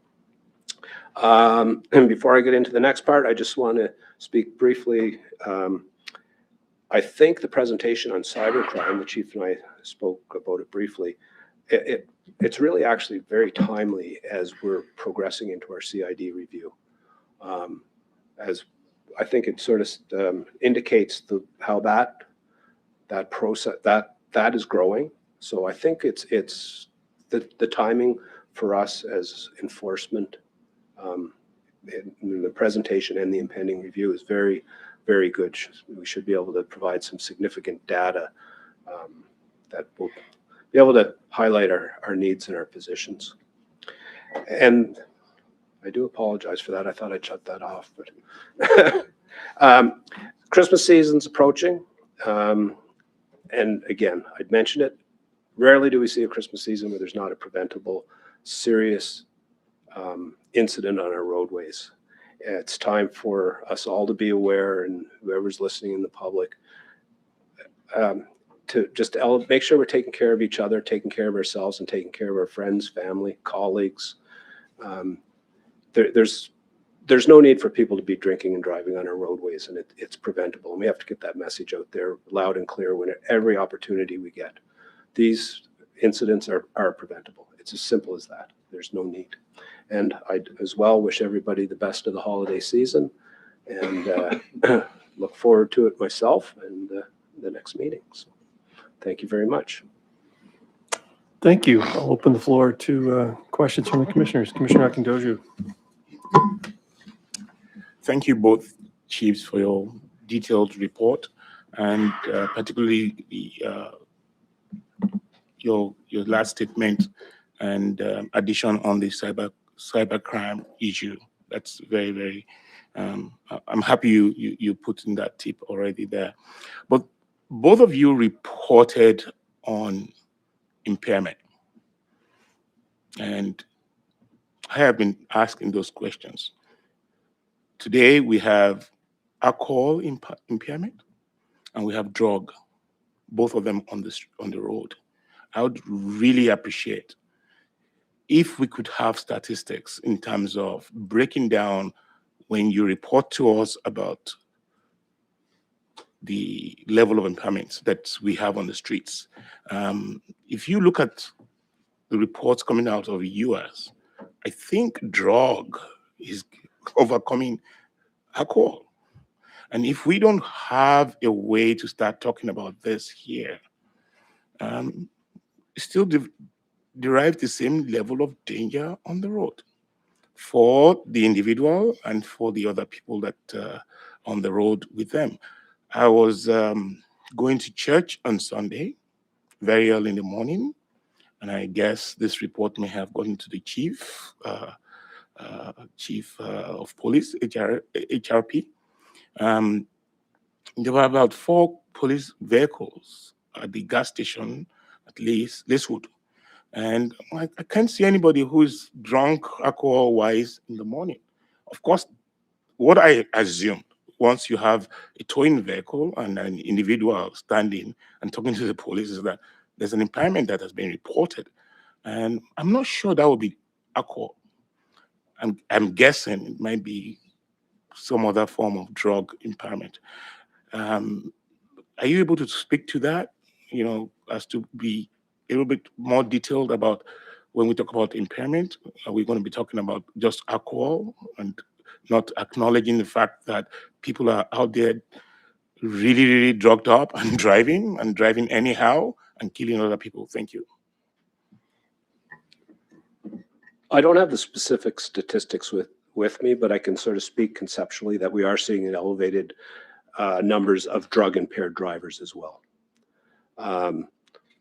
When I talk about impaired driving, of course, I fall back to what I was used to when I was working, and at that point in time, it was 99% alcohol. So I'll have to change my language to impaired driving more so than alcohol. Drug impaired and alcohol impaired. So we do have the specific numbers. I just don't have them available with me.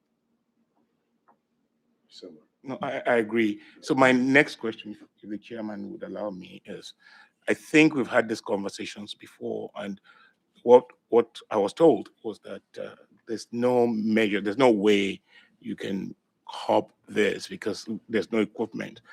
I can blow, call it breathalyzer. That won't help with. So what are you doing to identify drug impairment? So to the commission, so we have officers who are trained, as well as the RCP with DRE officers, which is drug recognition experts. They go through a significant training regimen, and that allows them to make determinations based on what they observe as part of to lay charges for drug impaired driving. So there is a training regimen that allows officers to lay those charges based on what they would observe. And it's not a test per se. It is a test. It's not a test per se with a machine, but it's a test through other recognized, court recognized means. And I'm just acknowledging that difficulty as well that you see. But is there any help that we can start to advocate for? Because like the chief said, it's increasing. And I know if you have percentages that definitely it might be much more on the higher side than alcohol. I don't know, but given what we're seeing from the US, I watch YouTube a lot. And I read a lot of magazines and journals from the US. I think they are reporting a lot more than alcohol. I'm not sure of that, but.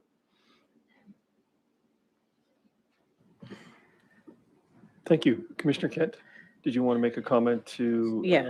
Okay. And Yeah, then I we're going to just- go to Commissioner Mancini. Yeah, I just, I appreciate Commissioner Akindoju's points of concern. I'm wondering, if we should not put a motion on the floor to ask for a report back with some information and data around what it is we are seeing here in HRM. It might be that we need to work with our legal and administrative clerk to get the language and things put forward, but I think that it's an opportunity for us to learn more and through a staff report. We Yeah. can certainly do that, and it would probably be best if we did it.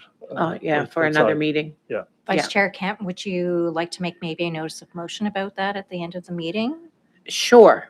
Okay, Or thank you. maybe Commissioner Akondosia would like to Maybe do Commissioner that. I Akondosia don't would know. like to make the motion. At the end of the At the meeting, a end. notice of motion. Yeah, but I'm not a politician. I can say it directly. I'm joking. Well, Whatever you want, I'll do it. Okay. it's formulating the right language, what the ask is. It might be best done outside the meeting. Yeah, okay. Commissioner Mancini? Your comment about politician, you meant in a respectful way, of course, right? Yeah. Oh, yeah. Yeah, all right. Thank you, Mr. Chair. Thank you to Chief and Chief Superintendent. Yeah, it's interesting, Chief McLean, you're talking about Operation Christmas and having the checkpoints. When I looked at my other elected officials here and the success of that, and also along with retail thefts and all the other things you're doing this time of year, that's exactly what our residents want all year long. They're looking for the checkpoints all year long. I remember growing up in Cape Breton and our fine folks in RCMP, checkpoints were existent all year long. Don't go down that road because that's where they are, right? But that, and I assume that's a resource issue. I really do. But when we talk to our residents, that's what they're looking for, whether it's speed enforcement, motor vehicle enforcement. I think at a later meeting, we're going to be bringing up now with scooters and those electric scooters, those types of things. Who's enforcing that? There are rules for wearing helmets. Who's enforcing that? That's an ongoing conversation with our residents. So, I'm glad to see these checkpoints. I'm glad to see Operation Christmas. We're in budget now, and so when the discussions come up about policing and adding more police officers, this is one of the reasons why I want more police officers, because there is a resource issue. We're going to be talking about mental health very shortly, and I suspect some of the mental health issues with our officers because they're overworked and they're out there. So, but that's what our residents want. They want to see these checkpoints on a regular basis to deter things like impairment, speeding, etc. So just a comment. Another recruitment process. Chief, could you explain to me what magic did you make happen to get 40 recruits in that small little building? How did you make that happen? Did you add, I drove by, I saw modular trailers. Oh, that's what that is. So giving up space that was inside. Oh, I see. Yeah. Yeah. We need more lockers because it's big for lockers. So there are multiple classrooms in there. Right. The classroom that they historically used was a smaller one. Yeah. There was a bigger one, so there was a move into the bigger one. And the other one. So it's a bit of a shell game. But, Yep. It, Is the intent for that recruitment that you're now going on now is to have another class of 40? well, I guess we'll make that determination. I guess at some point once we get to the fund money. Okay. And then look at, I like to get to the, I like to get to the point where we're able to, where we're not plugging holes in, like it's not we're plugging holes in, it's actually growing. Right. Right. You're filling gaps now. Yeah. Yeah. When you're looking at it for a new police officer, is there an ideal profile? I mean that. Or maybe not the word ideal, let me take it out. What's the profile? Is there a profile that you're looking for? What are you looking for? Well, I think they look for a lot of things. I mean, Stephanie runs our admin side probably, but I think you look for a multiple. I mean, if you went into our class right now, you would see a wide range of folks that are ethnically diverse, that are diverse from age, from different experiences and a whole bunch of other things, right? So I don't know if there's if there's the ideal candidate. I guess at the end of the day, I think there's a multitude of factors that go into that. Obviously, people that we say in there that are you someone that's compassionate that want to give back to your community and has shown has exemplified your behavior in the community, that that's someone that cares. Those are type of things that you look for, in terms of gender and all those other diversities that are important, I think. But I don't think there's there's not a model, like there's not the, Right. you know, that it's a wide ranging, you know, really it comes down to, really, for me, I think it comes down to folks who actually really want to give back to the community and want, and that's something that they want to do, but go in with their eyes open as to what it actually entails. The eyes open, I guess, is different from when you were recruited many years ago.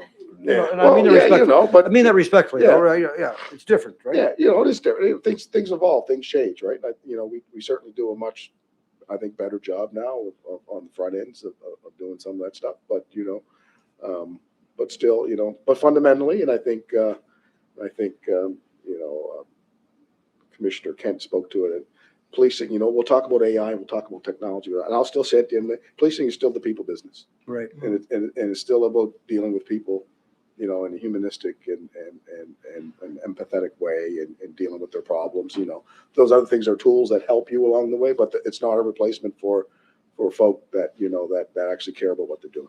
We're not replacing cops with AI just yet, right? Yeah, not yet. I saw that movie. You know, that's down the road. Yeah.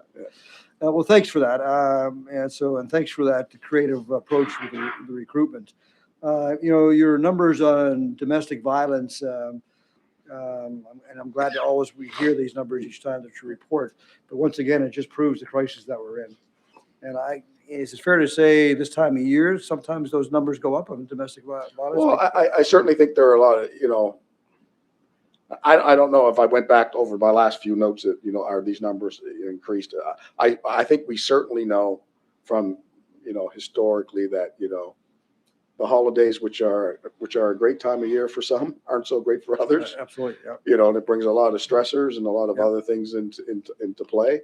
And it is something we have to be mindful of. You know, I did an ad for Eastlink about Christmas. My big thing was look out for one another and look out for your neighbors and look Yeah. out for, you know, really that's, you know, especially during the holiday season in terms of, you know, John spoke to that, you know, unfortunately it's not uncommon to have tragedy occur around the holidays and that sort of things. Not that tragedy is good any time of the year, because clearly it isn't, but you know, some of the, you know, it just gets amplified, I guess, more when you're in the holidays. Again, it's so important that we continue to talk about these numbers, and particularly domestic violence. And I thank you for that. Last thing, Chief McLean, I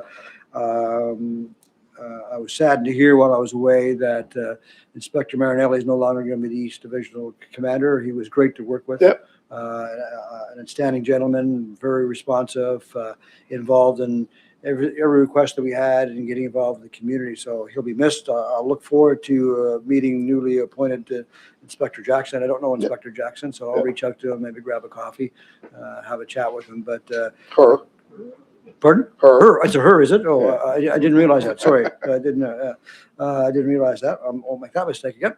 But I'll look If you- forward to meeting. If you would have been at the promotional ceremony, you were away, obviously, in Yeah. terms of, her father was a longstanding police Oh, officer. really? Okay. Served 35 years, was my recruit class training coordinator back when I joined. So Wow. it was actually quite, So he's made mistakes it before. was quite, but it was quite good to have him come up and be a part of, Yeah. be a part of her promotional ceremony, like Oh, in that's terms cool. of, Oh, he was there. That's, know, yeah. Well, I look forward to working with him. Again, Chris Marinelli, heck. It's not going far. Cape Breton Italian, so Yeah. I was very sad to lose him. So, that connection, but Chris is outstanding. Yeah. So thank you, No, Chief. good. I'll pass that along. If I may, just very quickly, last question about Chief Superintendent is mentioning about the drinking driving conversation we just had. I'm sorry, but the question is around cannabis now being legal. Do we see that change kind of build on what you were talking about? I'm an early riser. I'm up early. I go for my run at 5:30. I smell weed at 5:30 in the morning. Who the hell is smoking pot at 5:30 in the morning? And then I walk the dog in the park and I'm smelling pot again. I'm hey, whatever. But it's that. What are they doing next? Concern. So yeah. So sorry I took so much time, but yeah. Well, at the start of those questioning, I thought you might be looking for a second career in policing, Hey, but look then for you, old then you guys that insulted still the can chief, handle themselves out so there. there That's goes that okay. idea. Experience. Yeah. Yes, Any other? I meant to say the the candidate profile is, a good middle-aged bald Italian. Well, You know, that'll be an interesting photo op at the end. Yeah, that's right. I'm being polite. Middle-aged. Depends where your middle is. Yeah. Any other questions from the commissioners? Okay, let's move on to, let's take a 10-minute break. We'll come back in 10 minutes. Thank you.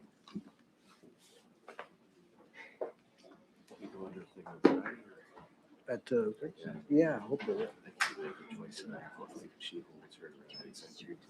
Oh, that's the problem this time of year. Oh, it's a trip place. Good, yeah. Where's your place again? Oh,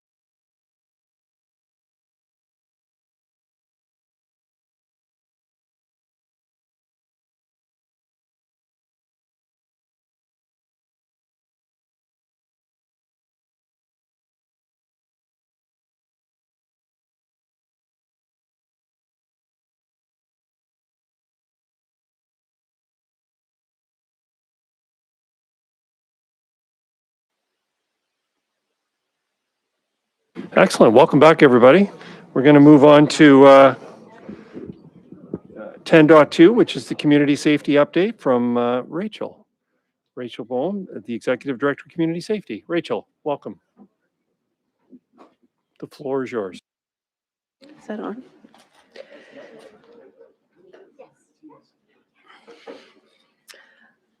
Thank you for the opportunity to provide a report. Community Safety's work in prevention of violent extremism is being featured this week during Nova Scotia Human Rights Week, with HRM Youth presenting a youth roundtable on Voices for a Safer Halifax. You can catch it tonight if you can still register online by visiting the Nova Scotia Human Rights Commission website, where they have their event listings. Youth will be discussing the challenges they face, the spaces where they feel unsafe, and their visions for a city where they can fully belong and thrive.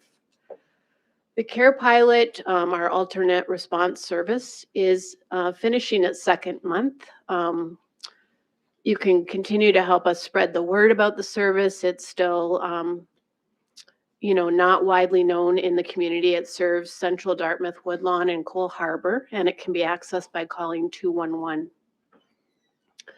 Care Partners are hosting an information session on December 11 for service providers in the geographical area served by the CARE team. Although it's not a public session, it would be very valuable for anyone serving vulnerable citizens or organizations that provide services or frequently respond to citizens in distress.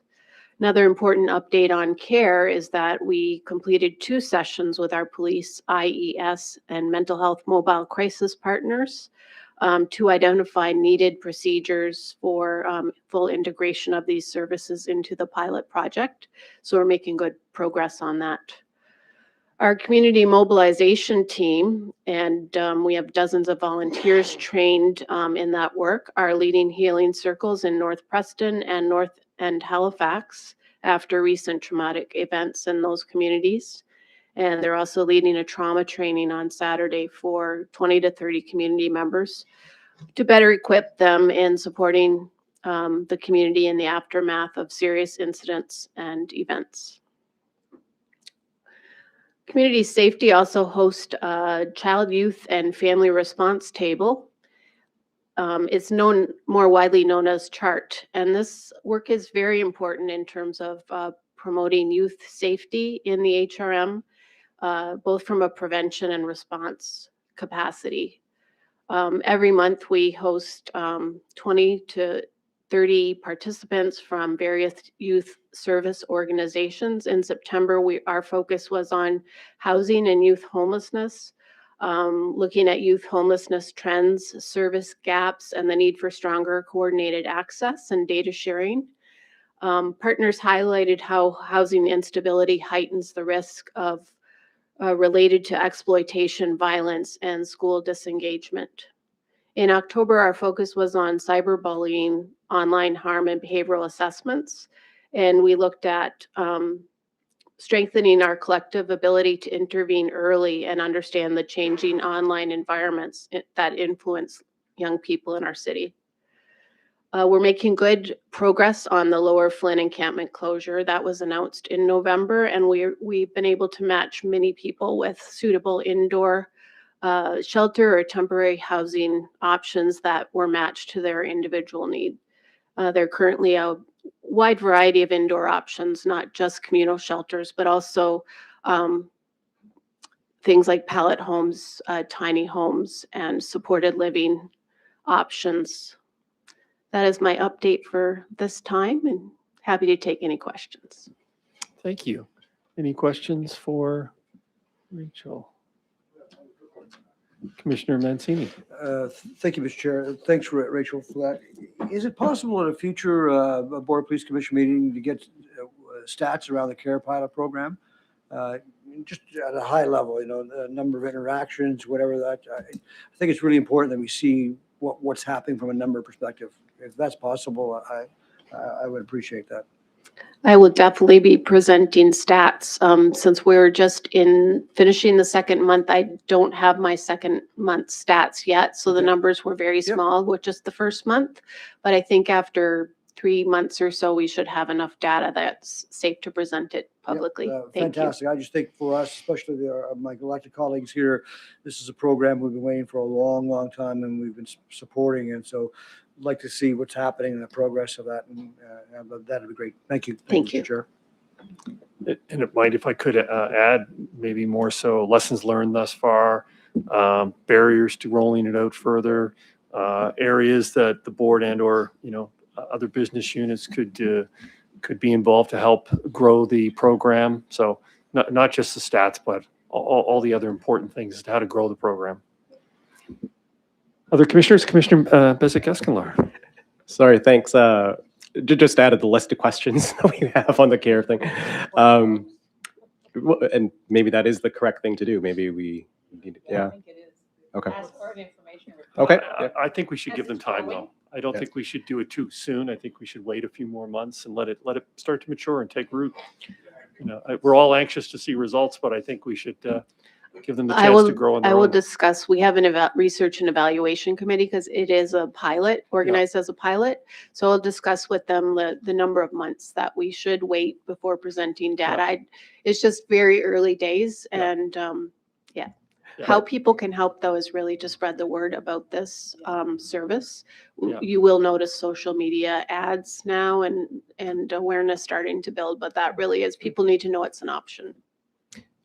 My question actually had more to do with the process. So you, at the last meeting, you had mentioned that the actual call protocols between 911 and 211 hadn't been worked out yet. And you just said today that you had some good sessions with IES. So I'm just interested in how that all worked out, because I think that actually might be something that if there were issues with it, we as a board may be able to influence that from a policy perspective. So if there's anything that we could be doing on our end to help with that process, I would be interested to know anyway. Thank you. Thank you. Through the chair to the commissioner, we had 2 sessions. So it was essentially a lot of frontline workers from IES, police, mental health mobile crisis, and our team working together to identify where would we need work procedures and processes to ensure safe handovers between the various services. It is very complex and it's important to avoid duplication. So that's the start of the work, those 2 sessions, mainly to focus on where we need to do that work. And now that work can begin to develop those procedures. Some handovers are more definitely showing up as more complicated than others, but we can take a phased approach, and where we can have some quick wins, we'll focus on those things. Any other questions for Rachel at this time? All right. Well, thank you, Rachel. Thank you very much. Let's move on to 10.3, which is 10.3.1. So that was a previous information report that was brought forward for today's meeting. So the annual report on HRP actions to enhance psychological safety and trauma supports information report. So in order to receive this, could I ask for a commissioner to put the motion on the floor? I'll do it, Mr. Chair, if you like. Thank you, Commissioner Mancini. Thank you, Mr. Chair. I'll put the following motion on the floor that the Board of Police Commissioners from the Halifax Regional Municipality receive the staff report dated October 20th, 2025, and an accompanying staff presentation as information. So moved. Thank you, Vice Chair Kent. We'll call for the question. All those in favor? Unanimous? Great. And we have Superintendent Stephanie Johnson, who is going to walk us through the information report on the HRP actions to enhance psychological safety and trauma supports.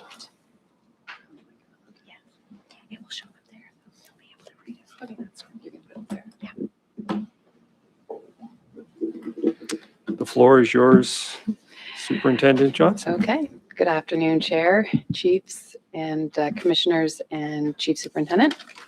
I'm going to be speaking to you today about the actions to enhance psychological safety and trauma supports that we have at Halifax Regional Police. The 2025-26 Board of Police Commissioners work plan contains 4 key pillars: develop, engage, adapt, and evolve. Included within the evolve pillar is a strategic priority: oversee the development of people-focused policing strategy. This priority includes the action item of an annual report from the HRP on actions to enhance psychological safety. This presentation and the accompanying report is the second annual update related to this request. There are a number of existing programs and initiatives available to employees at HRP, including, but not limited to, the Employee and Family Assistance Program, Reintegration Program, Wellness Program Specialists, Health Specialists, our Safeguarding Program, Critical Incident Debriefs and Assessments, and the Rainbow Internal Network Support Network. There are also several initiatives either being explored or in the early stages of implementation, including our Early Intervention Program. The HRP EFAP provides confidential support for employees and their families who are experiencing personal, professional, or health-related challenges, including psychological health. The goal is to provide early intervention support and encourage employees to seek and assistance that they may need. Since the beginning of 2025, the top 3 concerns reported by our employees seeking EFAP assistance were mental health, operational stress, and marital relationship issues. EFAP is currently staffed by 1 coordinator and supported by a team of volunteers. And as I'd like to say, these are all peer related. These are all peer volunteers. As part of the 2024-25 HRP budget process, a second position titled Peer Team Lead was approved, and this position has been filled and has started actually this week. So this slide chart is the annual referrals to HRP EFAP program from 2014 to 2025. This slide shows that in 2024, the program completed 140 referrals to mental health providers.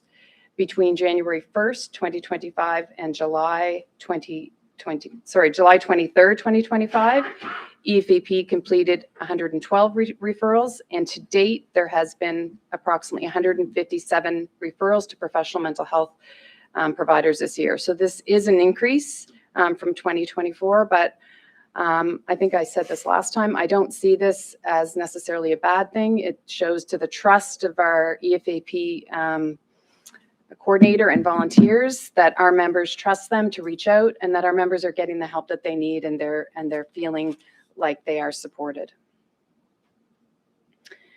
To better support HRP employees and the EFAP coordinator, peer referral agents have been trained to respond to the needs of employees requiring assistance. Currently, there are over 20 peer referral agents who are trained in key areas, including suicide intervention, critical incident stress, and CIS debriefings. Peer referral agents are all HRP employees who work on a volunteer basis and are on call 24/7. There is a wait list actually for people who have expressed interest in becoming a peer referral agent and are awaiting training. That training has also started by the time this presentation's been out.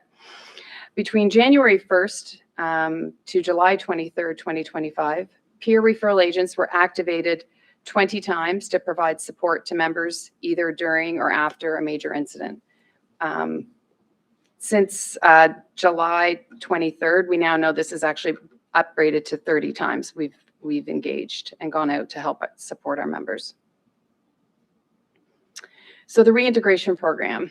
The reintegration program is a confidential, again, peer-driven, multifaceted program which provides support and training for members who have experienced a critical incident and those returning to work following a long-term absence, such as an occupational stress injury or maternity leave. The reintegration program is designed to support a member's specific needs. Members can self-referral, or they may be referred by another person, such as their supervisor, coworker, a health specialist, the wellness specialist, or the EFAP coordinator. Since the inception of the fall of 2022, we've had 65 employees officially participate in the reintegration program in some capacity. The reintegration program is staffed by a full-time reintegration coordinator who we talked about earlier, Carol McIsaac, who won the CAO award, and supported by a team of volunteer peer supports. And that's the course that we have going on this week, where people are volunteering their time to be trained to be a volunteer peer support person. Edmonton Police Service, which was the first police agency in Canada to implement a reintegration program, delivered our training to the first group of HRP volunteers in the May of 2022. In May of 2024, the reintegration coordinator delivered the first ever HRP reintegration peer support course, which provided employees with the knowledge and skills necessary to become a peer support worker. Of those who participated in the training, 16 people were selected to become volunteer peer supports. A second reintegration program peer support course is scheduled to take place in December, which is this week. Once the training is complete, the participants could potentially also become volunteer peer supporters. There was a 2-day team training and building event for our volunteer and peer supporters, which took place in October. The reintegration program information brochure has been revised, and the coordinator is collaborating with the HRP Public Relations and Communications section on new ways to enhance internal awareness of our program. The coordinator conducted a presentation for the Workers' Compensation Board, outlining how the reintegration program and WCB collaborate to support members returning to the workplace. Volunteer peer supporters did a presentation to all 4 watches and the Criminal Investigations Division, which provided information about the program and how it supports employees on how to access its services. The coordinator is currently working with the new IES manager and the 2 IES peer support workers to determine the best method to provide similar presentations to all IES employees as well. A reintegration program facilitators course designed to introduce external police and public service agencies to the HRP model was developed by the reintegration program coordinator. This 1-week course equips participants with the knowledge and tools needed to establish and sustain a reintegration program within their own organizations. I had the chief in New Glasgow actually come and thank us about the program that he participated in and this presentation and said how great it was. So the inaugural course took place in mid-November 2025 and included attendees from Halifax Regional Fire, Emergency Service, EHS, Canada Border Service Agencies, and municipal and provincial health and wellness employees. So our wellness program specialist. The wellness program specialist is responsible for implementing a health and wellness program across HRP through education, training, prevention, intervention, and recovery strategies, which focuses on holistic lifestyle approaches to health and wellness. The position employs a comprehensive approach to development and implementation of initiatives and programs that encompasses psychological, physical, ergonomic, and emotional components, with the objective of empowering and motivating employees to make positive personal choices that improve their overall health and well-being. The wellness program specialist is consulted as a subject matter expert when relevant policies and procedures are developed and is often called upon to deliver training. So our early intervention program is designed to intervene where there are early signs of psychological struggle for an employee where otherwise they might be missed.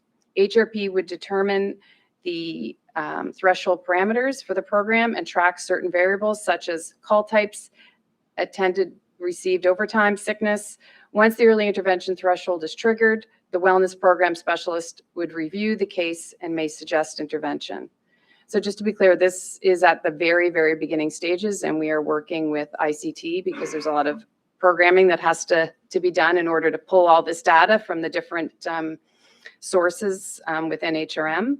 So we're at the very beginning stages of this. But the benefits of this program have been recognized by HRP, and the software necessary to enable the EI program was approved by Regional Council as part of the HRM IT Business System 2025-2026 capital budget. HRP is moving forward with the project in partnership with HRM IT.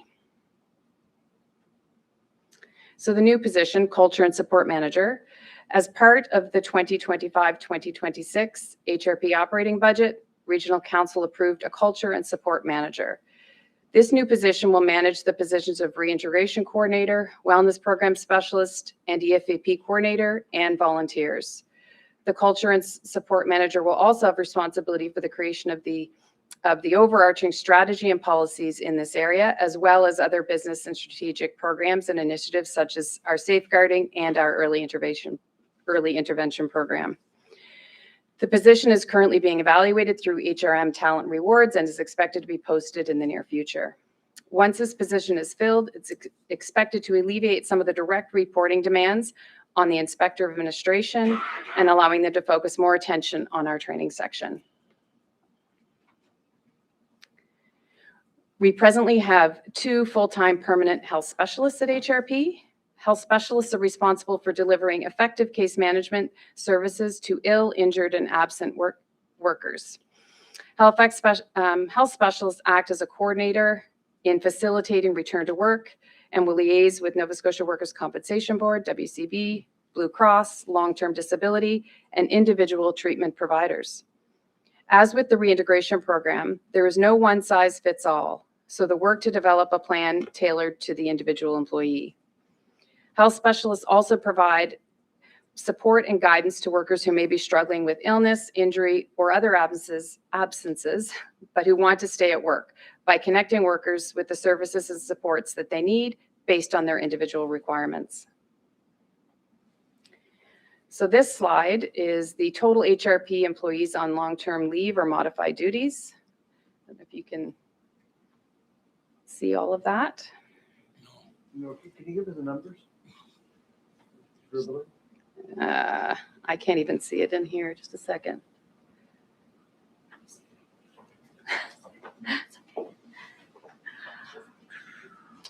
It's not broken down in the notes, so I can't. Of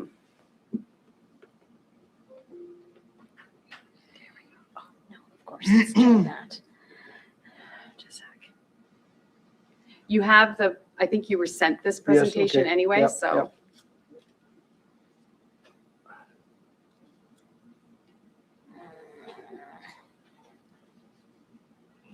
No, that's not working. We'll have to, is it okay if we get it to you later, the Yep. exact breakdown? Yep. Okay, Yeah.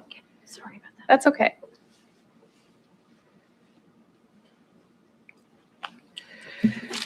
So a little bit about our safeguarding program.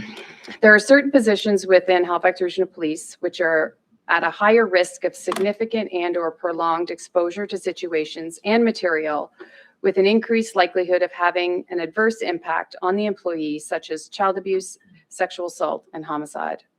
Employees who work in these positions participate in an annual assessment with a psychologist to assess whether they are coping with the demands of the role and safe to continue working in that position, or whether they may need additional support or treatment, such as counseling or a period of leave.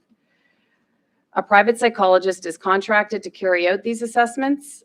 A private psychologist also conducts pre-employment assessments of applicants for the police science program and post-critical incident assessments where required.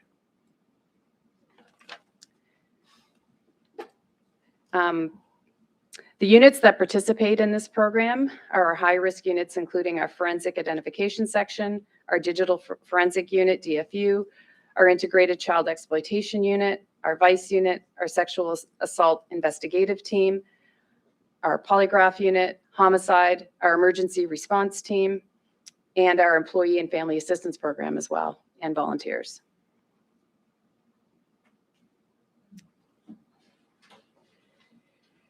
Where there's been an incident of particular traumatic nature, the EFAP coordinator will arrange for a debrief to be held with employees exposed to a trauma, either individually or as part of a group.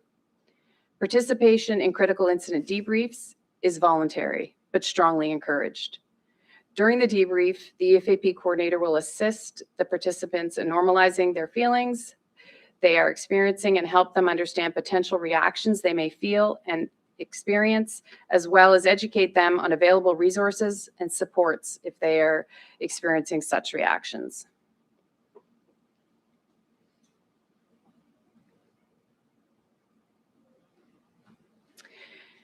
The exposure to traumatic incident can take different forms, such as officers directly attending and witnessing the event, the call takers and dispatchers hearing and witnessing the event over the phone and radio, or the forensic identification members attending the scene to capture and document the forensic evidence. Psychologist assessments are scheduled for 6 weeks post-incident and beyond. If the psychologist identifies that employee has been significantly impacted by the incident, the health specialist and the wellness program specialist will connect with the employee regarding further support and assistance. So the Respect and Safe Workplace Working Group is an employee working group committed to fostering a safe, inclusive, and respectful environment for all employees. The RSW's mandate emphasizes inclusion and diversity. The group aims to empower those who have experienced or witnessed disrespect, harassment, or bullying to be part of meaningful change. The RSW aspires to drive cultural transformation within HRP by reviewing and improving the current complaint process, consulting with senior management and internal leaders to provide informed recommendations, developing an HRP-specific respect and safe workplace policy, and conducting focus groups and research to better understand employees' concerns and experiences. As its first major endeavor, the RSW hosted an inaugural HRP Respect and Safe Workplace Symposium on October 27th, 2025, and that was very well received. So our Rainbow Internal Support Network. The Rainbow Internal Support Network, RISN, is an employee-led confidential support group which was established to support employees who identify as 2S LGBTQIA+. Formally recognized in 2023, the RISN has supported employees in several ways, providing advice and support on 2S LGBTQIA+ issues, supporting members through complaints processes, creating and rebuilding relationships with HRM's 2S LGBTQIA+ community, driving internal change with new initiatives, and creating safer spaces and resources for 2S LGBTQIA+ identifying employees. The RISN is also there to bridge the gap between policing and community employees, bridging the gap between the community and policing. Employees can contact the group at any time for advice on investigations, and the group has seen a significant level of outreach from our officers. Recent initiatives by the RISN: fees have been waived in 2024. HRP waived the fee for people to obtain fingerprinting as part of a name change or gender change process. Employees can wear a name tag with the rainbow symbol or rainbow lanyard to show allyship to the community and colleagues. And we've had the Pride Barbecue. For the last 2 years, the RISN has hosted a Pride Barbecue at HRP headquarters during Pride Week, the event for HRP employees, their families, friends, and the public.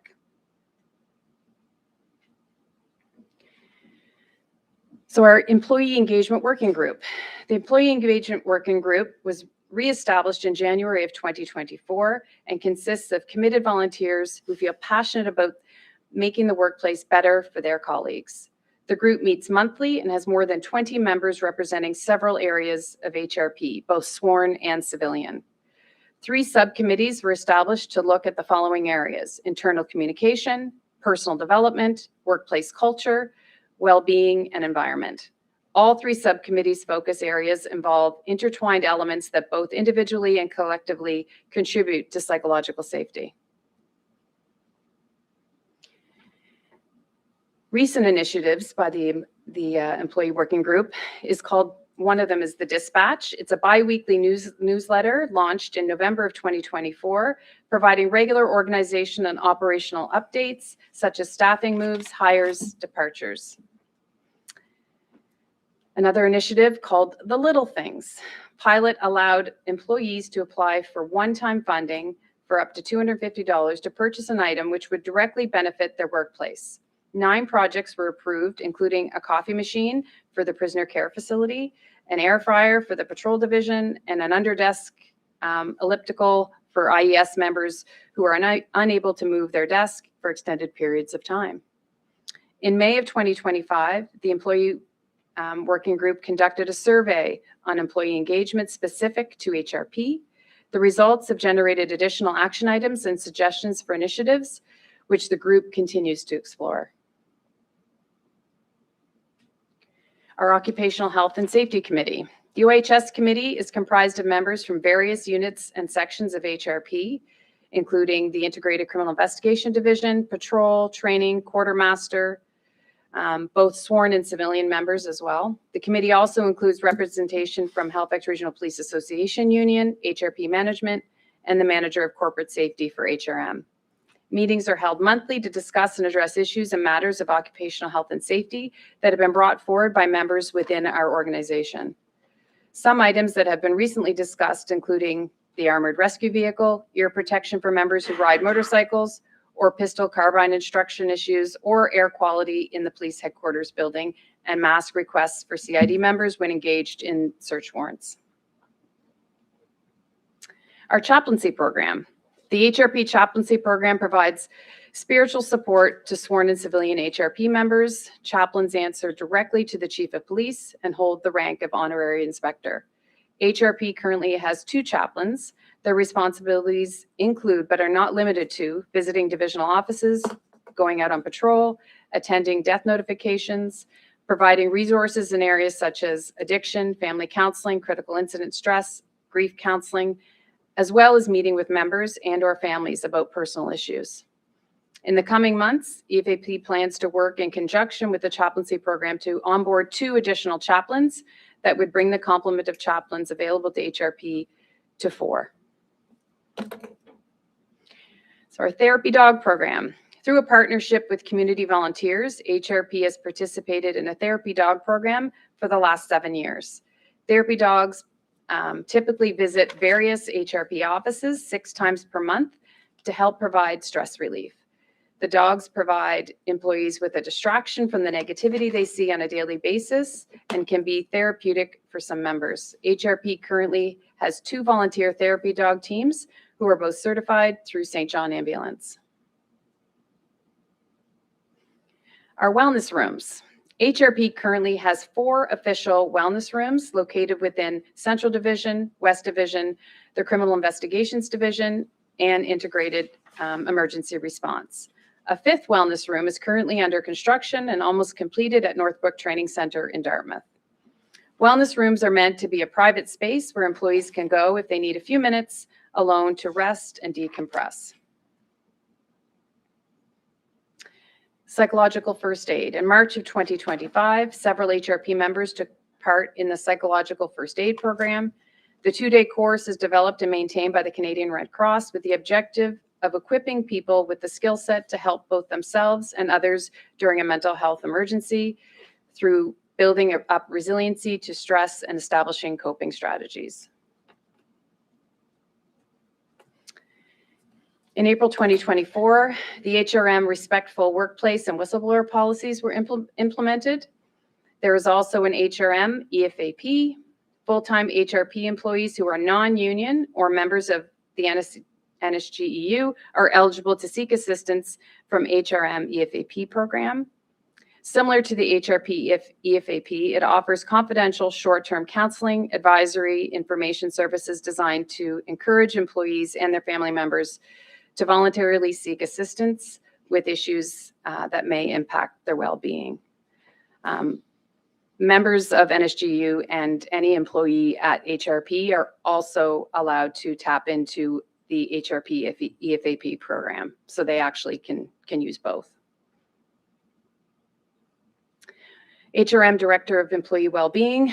The Director of Employee Wellbeing is focused on foundational work guided by the current state assessment of the Corporate Occupational Health and Safety Program completed in the fall of 2024.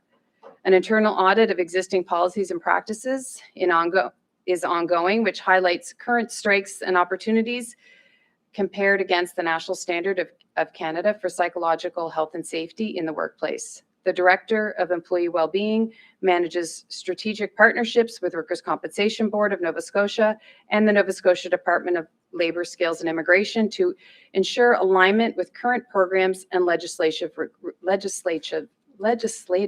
requirements. Yeah, I was about to say that, sorry. The Director of Employee Wellbeing meets regularly with the HRP Superintendent of Administration to have regular and open dialogue. The HRM Occupational Health Practitioner. The occupational health practitioner collaborates with business units in HRM to identify injury prevention opportunities, support work connections through promotion of early intervention best practices, provide dedicated coaching to employees and business unit leadership following extended absence from the workplace, support temporary and permanent workplace accommodation when required, and champion other general and health and wellness related programs and benefits provided by HRM. I'd be happy to take any questions. Thank you, Superintendent. Questions from the commissioners? Commissioner Kent, Thank you. Vice Chair Kent. I just have to leave in a few minutes, so I'm going to I was going to ask a question, but I'm actually not, because this presentation is awesome. What I'm automatically thinking about coming on to the Board of Police Commission in 2020, the environment that was at play for our members. I had members reach out to me, and I've had meetings with them. They were difficult conversations that I had, because there were things that for me, I just didn't know where to take it. Mm-hmm. What we did as a board was put an emphasis on psychological health and wellness and well-being as a priority. I think that was conveyed in almost every statement that we were making to our chief. And the chief at the time has no longer here. Now we have Chief McLean. And what I see in this presentation is the rubber meeting the road, and the funding that we did on so many of those positions that are now in place. I think this is brilliant. I'm so pleased to see and hear about each and every one of those many layers to support. It's almost daunting for me to think how many meetings you all are going to be in for so many different layers of the complexities of need. But I want to congratulate you and say thank you very, very much. I know I can feel the difference around the members now and the things we talk about from 2020 to now.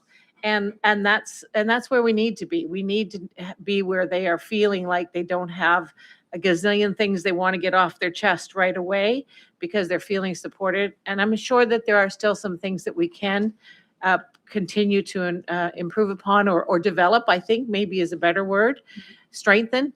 But I just want to say thank you, Chief McLean, for supporting all of this work. And Chris, Stephanie, thank you for the work that you're doing. It is so important to have the safety net, the supports within those safety nets for our members. We've said this over and over again. I say it all the time, that this is a difficult job. It's a dangerous at times. It is something that you take home with you whether you want to or not. You're on duty all the time. Your brain is on duty all the time. And your families experience a lot of what you might be taking home, you as members. And this whole support system that has been created, I believe, it's just so vitally important. So thank you. There was one question I'm going to go with that I need you to help me understand how it got sort of pushed into this, which is there was one reference to maternity leave. I think it was in reintegration. Now, I get the need to be supported as a member might be coming back on duty. But can you help me? Yeah, Can you I help me can. understand how, and I want to give you the opportunity to understand, everyone to understand why that need is there. Okay. So I can speak personally. I was the mother of twins and came back to work after, carrying twins for 9 months, high risk pregnancy, on bed rest for how long? My body was not what it was. Then I am coming back to work, and basically coming back to work on first day, and you're getting in the car and you're hit and go. There was no like sort of read all my emails. There was no checking your passwords. There was no recertification of firearms. There was none of that. Making sure your uniforms fit. There was none of those things. It was like you're already thinking about, you know, being back to work, leaving your babies, right? Or even parental leave, same thing for that. You're leaving your children and you're coming back and you have to all of a sudden switch the switch it in your mind, and you are now a police officer. So it gives you, like, usually it's been a week to 2 weeks. You get to come back to work Monday to Friday. You're getting all your recertifications done. You're making sure all of your uniforms fit. You're logging onto the computer. You're making sure your login works after being off for a week in the police car, so that if the first call you go to is a code 1 emergency call, you can read the call, you can log onto the computer, you can go and support your workers. So the rest of your employees. So that's just a little bit about why it is so important. And it's not just, it's anybody that's been out of the workplace for a long period of time for different things, not just mat leave, maternity leave. It could be, you could be off with an off-duty injury and broke your ankle, and now you have to come back to work. So it gives Yeah, and some I think that opportunities. traditionally, something physical or even some of the trauma that is experienced within the work has always been recognized as needing support. Right. Someone, those of us who are women who are on a maternity leave have a whole experience of carrying, as you said, the whole experience was never that recognized as needing. And so I'm so happy to hear it. I only heard a little blip of it, but I'm just glad that you're talking about it now and that it's recognized. It is part of who we are as women. In a lot of cases, not everyone goes through that, but those who do deserve to have the kinds of support and reintegration into their roles, and in particular this kind of role. This And is not the other thing I really want to, reintegration is voluntary. You are not made to do that, right? There are some women that have not wanted to engage into reintegration and they're not forced to, but they've come in, mind you, on their own time before they're probably while they're still on their mat leave and coming in and doing all those things on their own time. But they wanted to hit the street right away. They did not want to participate in reintegration, so it's not forced upon them. That's right. They have both options. Choice. Good. Really happy to hear that. Thanks. Commissioner Mazzini. Thank you, Mr. Chair. Superintendent, thanks for the presentation. It's always good to see you. You know, it's interesting. I have a lot of questions, a lot of state comments here, and no surprise, right? Amazing to see the number of volunteers and the waiting lists of the peer referral agents, the peer supporters, colleagues wanting to help colleagues. That's always amazes me. You know, my enthusiasm here may not be the same as Commissioner Kent here. I mean, there's a lot of programs we're talking about. There's a lot of resources and a lot of tools, way more than I'm sure. And I look at Chief McLean way back when he was on the beat that was available to him then versus now. That's all good. My question really is, you know, how do we know we are getting better? How do we know that we're truly providing the support that officers need in the job they're getting? I need to know, and I think our role is to always ask, what are the gaps? What are the gaps? How do we make sure that officer is getting the help when he or she has those calls? Maybe it's that one call, or maybe it's 20 years of calls. That's all finally the switch has gone off. And there's officers in this room that know obviously what I'm talking about. Can I speak to that gap piece? Yep, sure. So that's exactly why we're starting the early intervention program, because it's going to pick up some of the gaps. Like right now, you could have a police officer in their first year of policing attend 20 suicides, 30 suicides, easy, right? They could be doing overtime shifts. They could be, they've got different supervisors. Without pulling that data with early intervention, we may not know. Right. they may not have hit any triggers. They may be going status quo, no one knows, right? So that's why the early intervention program is going to hopefully pick out some of these, if they're getting several police, like all of these things at once, sick time, certain calls of service that they're going to that we identify as being significant. All of these different things that our early intervention hopefully will end up picking up some of these gaps that we aren't addressing, and we're proactively addressing. No, and I appreciate that. And I think part of our role is to always ask about these gaps too, right? I think that's our role. You guys live it every day. We don't. We need to be asking about it. Recruitment, we talked about that earlier on in the chief's presentation. What's happening in the recruitment right now, the training that these officers are getting? What's the training? What's the conversation? Looking out not only for yourself, but for your partner on that. I suspect that's different from years ago when you all first started. I mean, what is that piece that's now in part of that recruitment, that the training part, when they're in the programs? What's different, and is there a gap there? I also? mean, they're getting more of that than myself or Andrew would have gotten either when we first started. They're getting a week long of critical incident. They're actually doing some mindfulness training as well. They're getting psychological safety. There's a whole bunch of different things that they're getting. I can get the list of those things if you'd like, that they are actually, our EFAP comes in to talk to them. Our wellness coordinator comes in to talk to them about lifestyle, financial planning, all of those things that. It is super sorry to interrupt, but I know the chair is going to yank me on my time here. So there's a fire hose of information that's given to them. So now they're on the job. What's the follow-up on that mental health piece as now they're getting experience in real life out there, 6 months out, 8 months out, a year out? I mean, my fear is provide all the tools, the information as possible. There's a fire hose of information. I go out and do the job, and what's the connection? So some of the connections back, I mean, our early intervention program, when that's up and running, will catch some of that. Yep. But our frontline supervisors do an excellent job with checking in with our employees, our new employees. They do 3, 6, 9, 12-month check-ins with them to go over not only their work, but even to talk about how they're doing personally, psychologically, and handling the job And itself. those supervisors are now being trained to what to look for in that check-ins.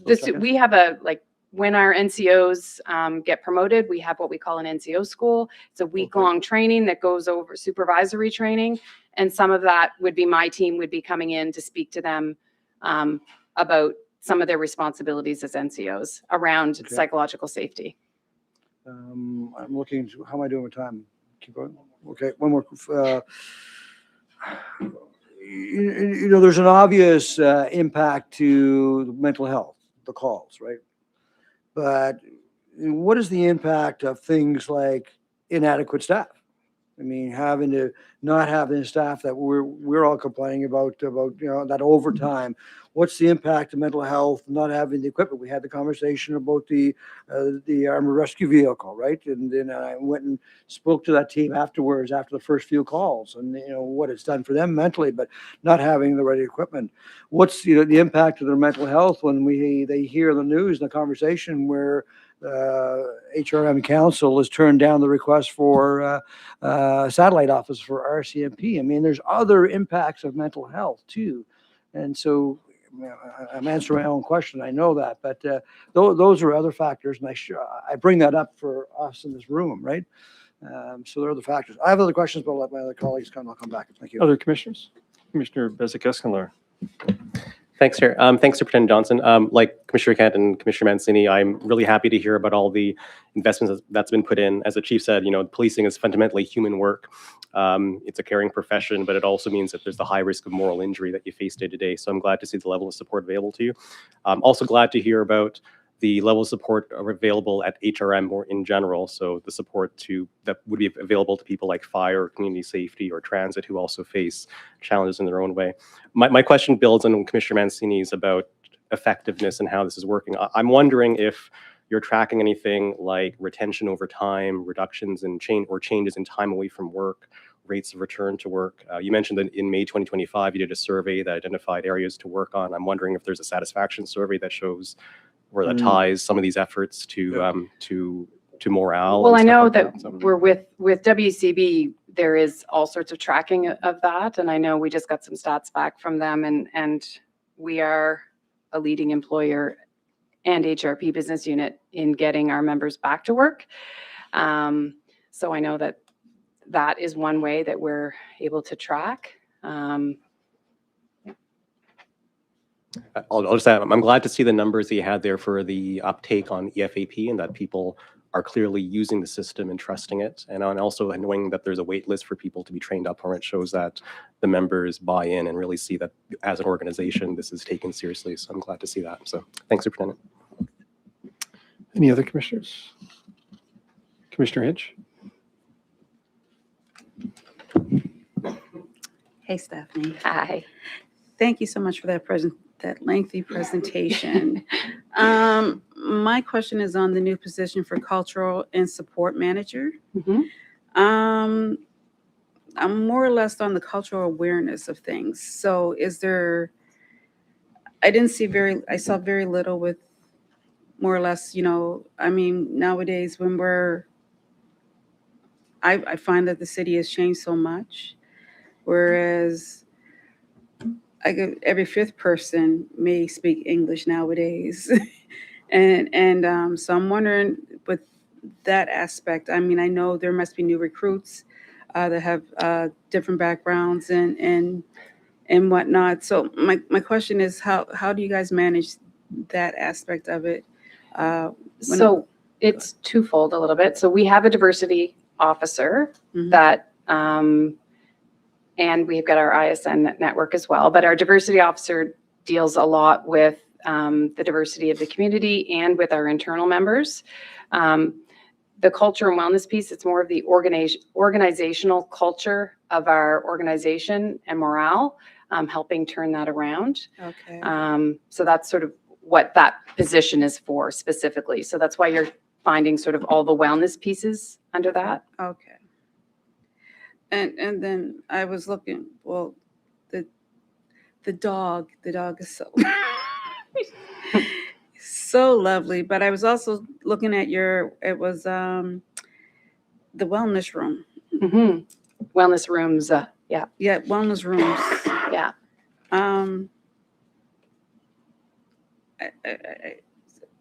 Perhaps it could be more inviting. Maybe that's just the picture, but there is dim lighting, like that might have just been one picture, but Okay. it's a lazy boy, there's books, Is that a lazy boy? Okay. there's a blanket, there's blankets, there's books, there's what do they call those noise machines that have different okay. kinds of White noise. white noise, White so it's Okay. just like, if it's 3 o'clock in the morning and somebody just wants to decompress and go shut the door and be away from everybody, that's Okay. what that's, or even during the middle of the day. So, Okay. and it's open to both sworn and civilian members. That's why we have it in all of our locations. So, Okay. and we've left it up to like the employees in that area. They help our wellness coordinator sort of help decorate it and come up with a theme for the room. That's all I had. Thank you. Okay. Thank you. Commissioners, I just have one question. if you Sure. don't mind. The employee, the EFAP program, was commented on. We have a largely all volunteer, and we have a wait list of volunteers, which is remarkable. And I was just going to ask, do you get requests from other smaller police organizations in Nova Scotia who might not be as organized and have the support and the experience to support their officers? Do they reach out for you for assistance from now and time to time, or do you offer that through that volunteer program?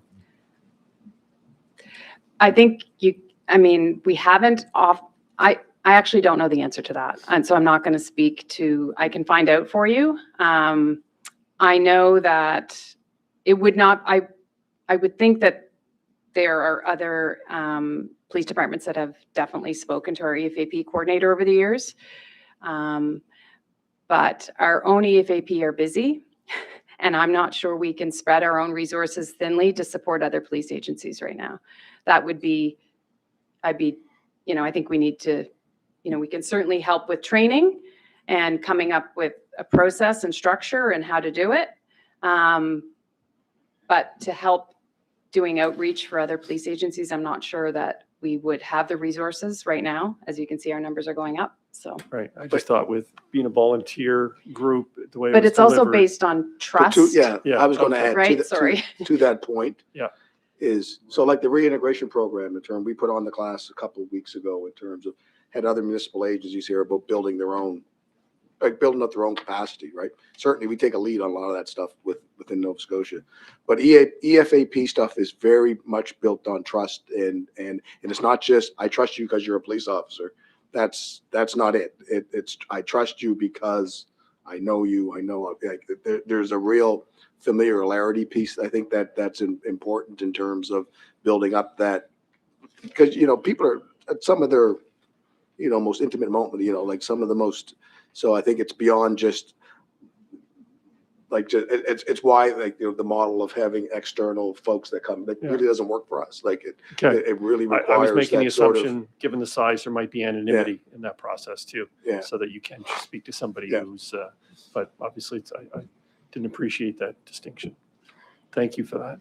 Any other questions? No other questions? Can I go Commissioner second round, Mancini. if I Yeah. may? Thank you, Mr. Chair. Superintendent, you mentioned in your presentation, one size fits all doesn't really work in this environment. I look at the RCMP and the programs they have around mental health that are specific to first responders, right? And WCB is still new in this game of dealing with first responders. And I've heard complaints from some of your members that WCB is, I'm looking at Britt Wilson back there too, that they're slow, right? They're not as responsive and quick, and that members are looking for more evidence-based, help. And so, I don't know where we are with that piece. I mean, again, I looked at RCMP, it's a different model, but again, it's specific to first responders. The same conversation I've had with firefighters, that firefighters, what's being offered here locally is not what they need. They need that specific training that understands the world that you guys live in. And so, I see Brett coming forward. He was looking bored back there, so I wanted to get him engaged and bring him around. So if you could just talk about that a little bit, that'd be great. Thank you. Thank you very much, Councillor Britt Wilson, Executive Director of Human Resources, through the chair. Yeah, absolutely. This is an evolving space. You point out that members, but I will say that even in the past year, there's been significant progress made in terms of the way that our first responders are getting treated within the WCB program. We have active ongoing discussions with them. Dr. Jason Slomwhite, who's my Director of Employee Wellbeing, Jason, your guy. he comes from the WCB world. He now sits on the other side and is working with all of the players in that space to improve absolutely not only the responsiveness of the claims management, but also working with them to give real life, what the other side looks like for the participants, and trying to improve that. They've gone through several iterations of their program for first responders. It continues to evolve and improve. WCB has gone through a lot of changes recently with respect to how they're consolidating their claims response. You did ask as well earlier about monitoring and tracking progress, and I will say that WCB has reported to us for Q3 that the number of actual injury claims is 50% of what it was last year. So they're definitely trending down. Their response to us is that we are on target to meet their reduction targets for the 2025 year, specifically for HRP. So, I think it's thanks to all of the work that you're seeing here, it is moving forward. Absolutely. We continue to work with them to evolve their response. And I think that's the value of the partnership we now have with them, that they are a little bit new to this game, but they are catching up and they are learning from other groups, and we're helping nudge them along. Well, I think that nudging has to be strong because it's not like learning how to paint the house differently. We're talking about people's mental health. So there's a point in time where we've got to be there. We can't be always catching up. So these presentations are important. Hopefully that helps to push that. So thank you, Brett. Very quickly, Mr. Chair. Then, so yeah, so Jason, before you go, is there any possibility of doing engagement? Maybe even Jason having engagement with some directly with officers to hear it, not from the supervisors, directly officers that experience with WCB and hearing directly from those officers. Because when I meet your officers on the street, if I don't know them, I introduce myself and I try to engage with them and have conversations with them. And some of them share when I ask them about mental health. Not all, but some of them do share that. And that's where I'm hearing that stuff from. I mean, certainly there is opportunity for officers to give feedback through the wellness team and through the health specialists, both at HRP and on my team, and then feed that up through to Jason and the superintendent. I think there's no barrier to them coming forward, and I think it's more of like a comfort thing. And we're in active discussions with the chief about how we better integrate, how we can inform the EFEP process from our perspective and have good data flow, not on an individual basis, but sort of on what the trends look like, so that we can start to marry those kinds of things. So what we're seeing in terms of EFAP supports, is that meeting the need when we see, actual incidents and claims, and trying to improve both programs. So, feedback mechanisms are available. It's hard to, again, measure success. How do we measure success? It's not as, if I'm in sales, it's easy, but this is not, how do we measure? How do we know? I mean, great programs, all that stuff. How do we know that those officers are being taken care of better? And we all should. So anyway, I appreciate that, Brett. A couple of other, if I may, just very quickly, two more. When an officer's off long-term, because of mental health, what's happening with that officer? What's the check-ins with that officer while they're off? And I'm going to give you another question, if I may, at the same time, do a little bit different. Do officers have regular mandated check-ins for physical health and mental health? Those two last questions. And third question, sorry, last one. Psychologist, didn't we approve a psychologist a few years ago in the budget? Did that come forward as a budget item? I'm looking, do you remember, Josh? Yes, they did approve a psychologist and a occupational nurse. And is that person in place? A psychologist? No, I can let Britt speak to that. All right, so. Okay. It's in HR though, correct? As Well, opposed to I think it was dedicated to originally- HRP? No, it was supposed to be an HRP, so I don't know what happened to that position. So It's at HRM now. yes, so so at the time of the request, and that went through to council, and the CAO at the time, Kathy O'Toole, had a look at the organizational need, had a look at what the best use of organizational resources were like, and determined that in fact we would be better to create the Director of Employee Wellbeing. So that position was actually used to create my division of Employee Wellbeing and bring on Dr. Sloan-White, and therefore address holistically both HRP and the rest of HRM, mental health issues and the further integration.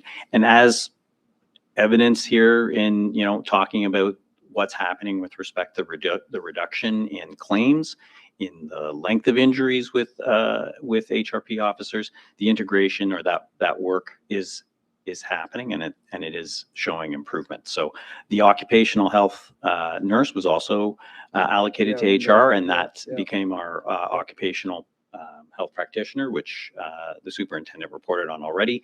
That individual works with all business units and very closely with HRP around duty to accommodate, reintegrating people work, trying to shorten those durations. That's really the heavy lifting, is when somebody goes off, getting them back to work safely as quickly as possible. And that's where that individual works with all business units and HRP.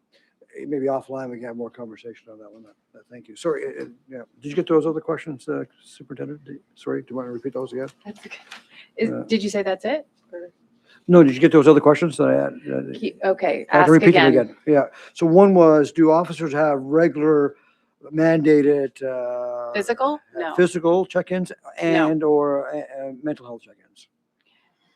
So when I spoke earlier about our safeguarding program, Right. Yeah. there's certain units in our organization, I can go back and No, I remember that.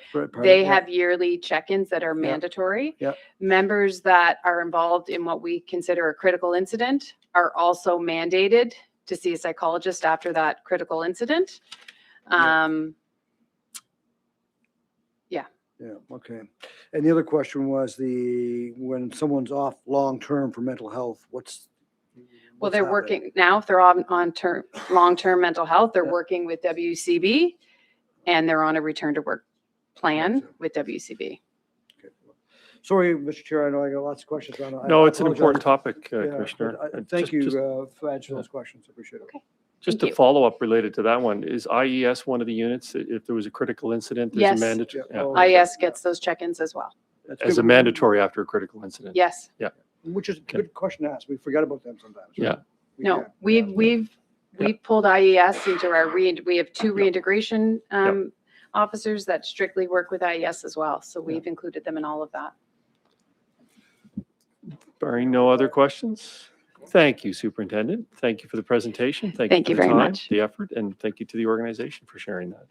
All right, we're going to move on to 10.3.2, which is a motion on a new Board of Police Commissioners policy on use of force. So I'd ask that a commissioner please put the motion on the floor. Commissioner Bezic-Escalard, can you read the motion, please? Thanks, Chair. I'd like to move that the Board of Police Commissioners for the Halifax Regional Municipality, 1, adopt in principle, subject to period of public comment, the policy entitled Use of Force for inclusion in the Board of Police Commissioners Policy Manual as outlined in Attachment 1 of the staff report dated 20th November 2025. And 2, request a presentation from Halifax Regional Police and Royal Canadian Mounted Police Halifax Regional Detachment detailing what data are collected when a use of force incident occurs, how that data inform policy and standard operating procedures, and what organizations the data are shared with and for what purpose. Thank you, Commissioner. Can we have a seconder for the motion? Commissioner Carter. So would you like to speak to the motion, Commissioner Bezic-Escalard? I would, but perhaps it might make more sense. I know Commissioner Carter has some prepared comments, and Absolutely. probably Mr. Bates would also like to say something. So I'll yield to the My two gentlemen apologies. first. We were to start with Mr. Bates. My apologies.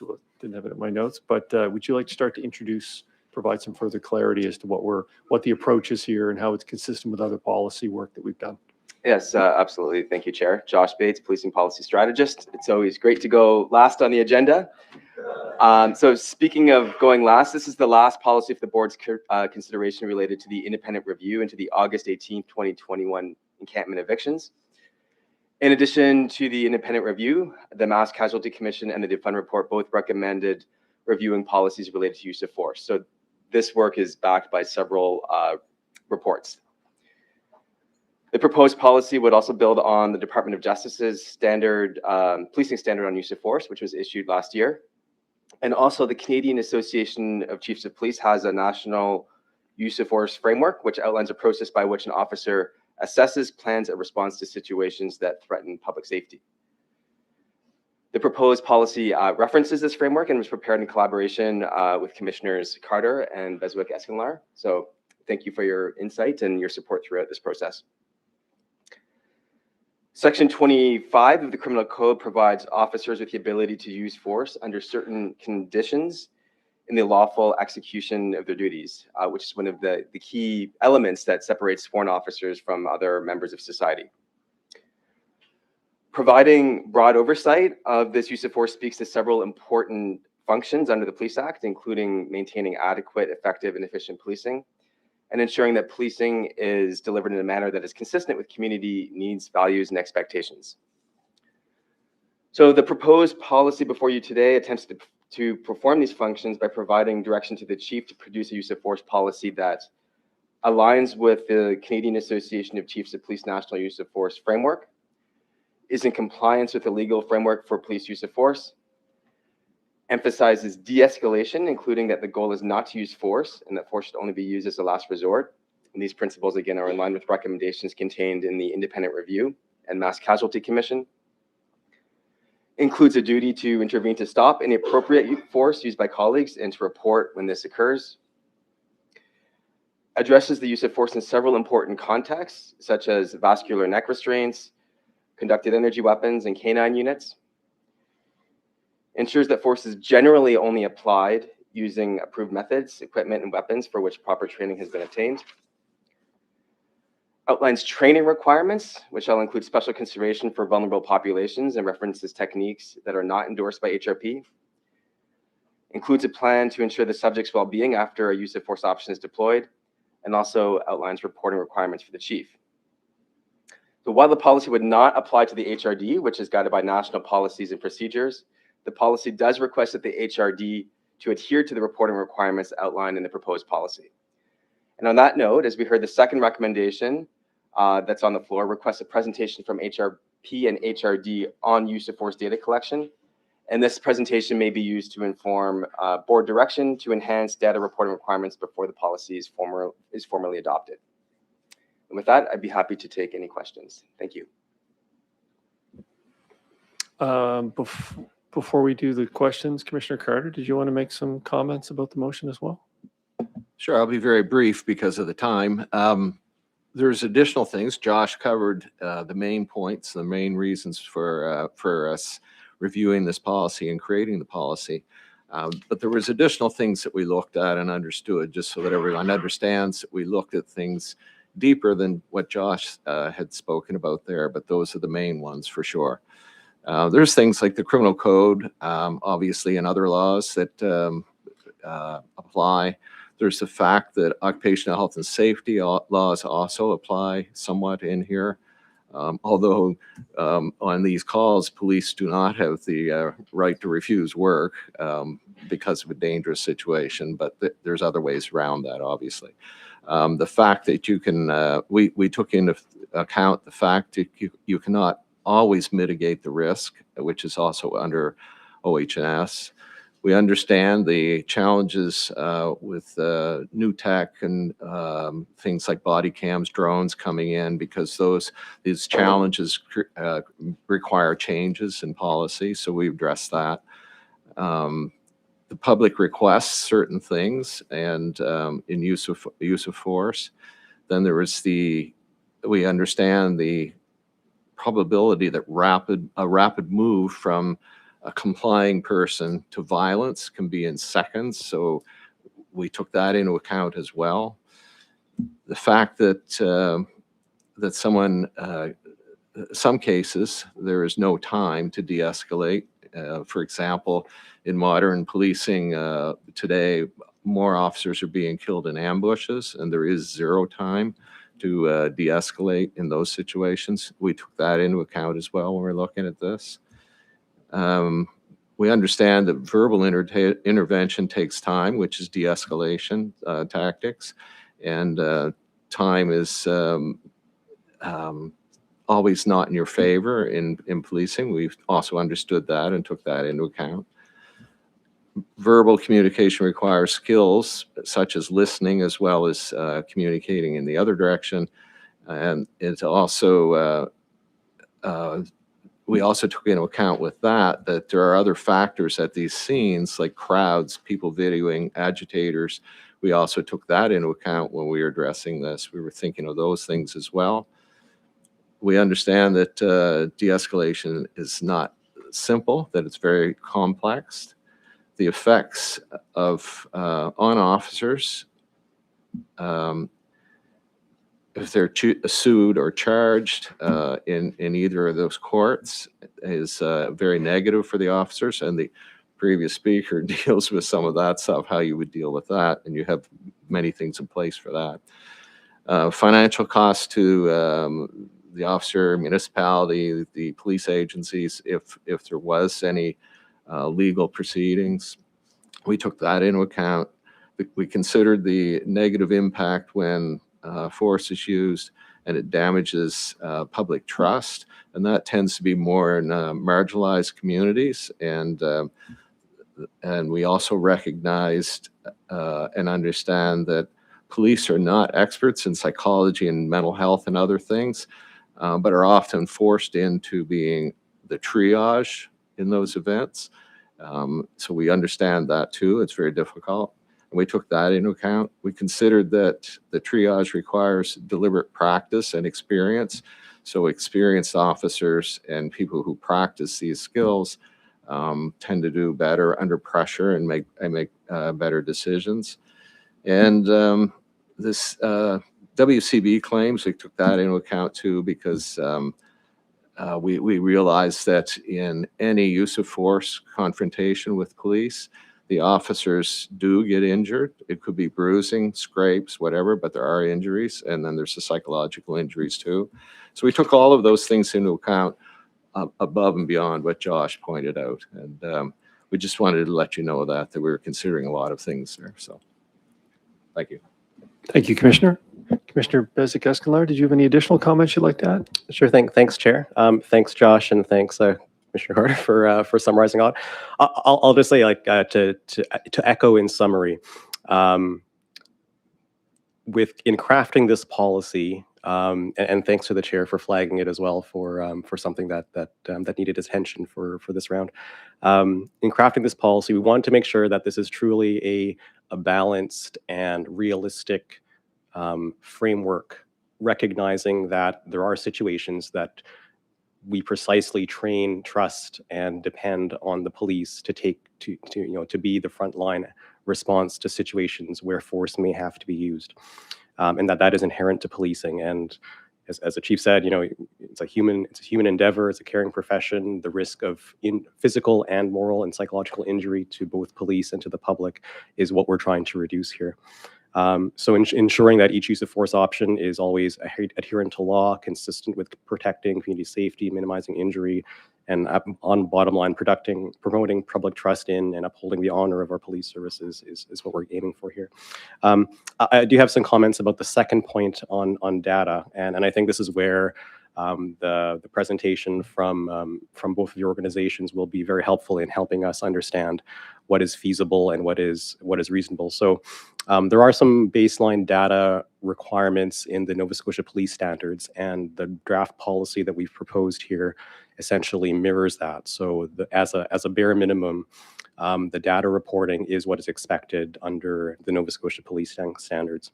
But in our conversations to follow, I would be interested to know if it would be feasible to look at other additional analyses, because typically in other police forces in Canada, data collected after use of force would enable analysis, like in the Toronto Police Service use of force report, which included the use of force and total use of force over the total calls of service attended, so you can understand how much force is being used in general for the calls that are being called in, the location or division where these things happen, the incident type, like a weapons call or a search warrant or a violent crime, a person in crisis, that sort of thing. The perceived subject weapon, like if a firearm or an edged weapon was involved. If a firearm by the police is discharged, the reason for use. As an interesting side point, the most common reason why firearms are discharged, at least in the Toronto Police, is to euthanize an injured or suffering animal. So I would be interested to know if that was the case here. It is? Okay, good to know. Armed person, the subject's behavior at the time of the use of force, were they assaultive, were they actively resistant? The subject's condition, were they under influence of alcohol, drugs, or other crisis or something like that? And as an additional reference, I'd also point out that data collection along these lines to include additional factors is part of the recommendation 1.7 of the Wortley report that proposed the police should be mandated to collect information on the personal characteristics, including racial background, of all civilians subject to police stops, which would include the use of force incidents. So I hope that provides some context on top of what Commissioner Carter and Mr. Bates had provided here. So thank you very much. Thank you, Commissioner. Any other commissioners wanting to speak? Okay, maybe I could just add to that given that this is now December 3rd and we'll typically go out for several weeks of public consultation, but we're coming into the holidays and we're looking to understand more about the data collection. This will probably get pushed out a bit, eh, Josh? Like, what's your thinking of timing here? Yeah, I'm thinking of posting the policy on the BOPC website by the end of this week, and then looking at I think January 12th-ish. That being kind of a deadline to provide feedback, and then hopefully coming back to the board for our February meeting. That would be dependent, of course, on whether our colleagues from HRP and HRD could get a presentation in time, because those things, of course, would have to happen in tandem. So Would they happen sequentially though, or in parallel? Well, or? I mean, that's up for discussion, right? Okay. So if we're looking at that presentation in February, then this policy wouldn't be formally adopted until March. Right. So those are Yeah. details to be worked out. Okay, thank you. We can work that out offline, probably. Yeah. The next agenda review meeting, we could discuss that timeline. All right, if there's no other speakers, and again, this is an adoption in principle, subject to consultation and potential, changing of words and adoption at a later date. So, all those in favor? Motion carried. All right. Item number 11 was motions. I don't think there's anything there. No added items, no in camera for today. Notices of motion. How do we want to handle the possible? Park it. Okay, shall do. Thank you. And our next meeting is January 14th. So between now and then, we have the Christmas holiday. I want to wish everybody a very safe and joyous holiday season. Merry Christmas, everybody. And number 16, adjournment for 2025. Oh, there we go. Thank you, Commissioner Mancini. Motion adjourned. Meeting adjourned.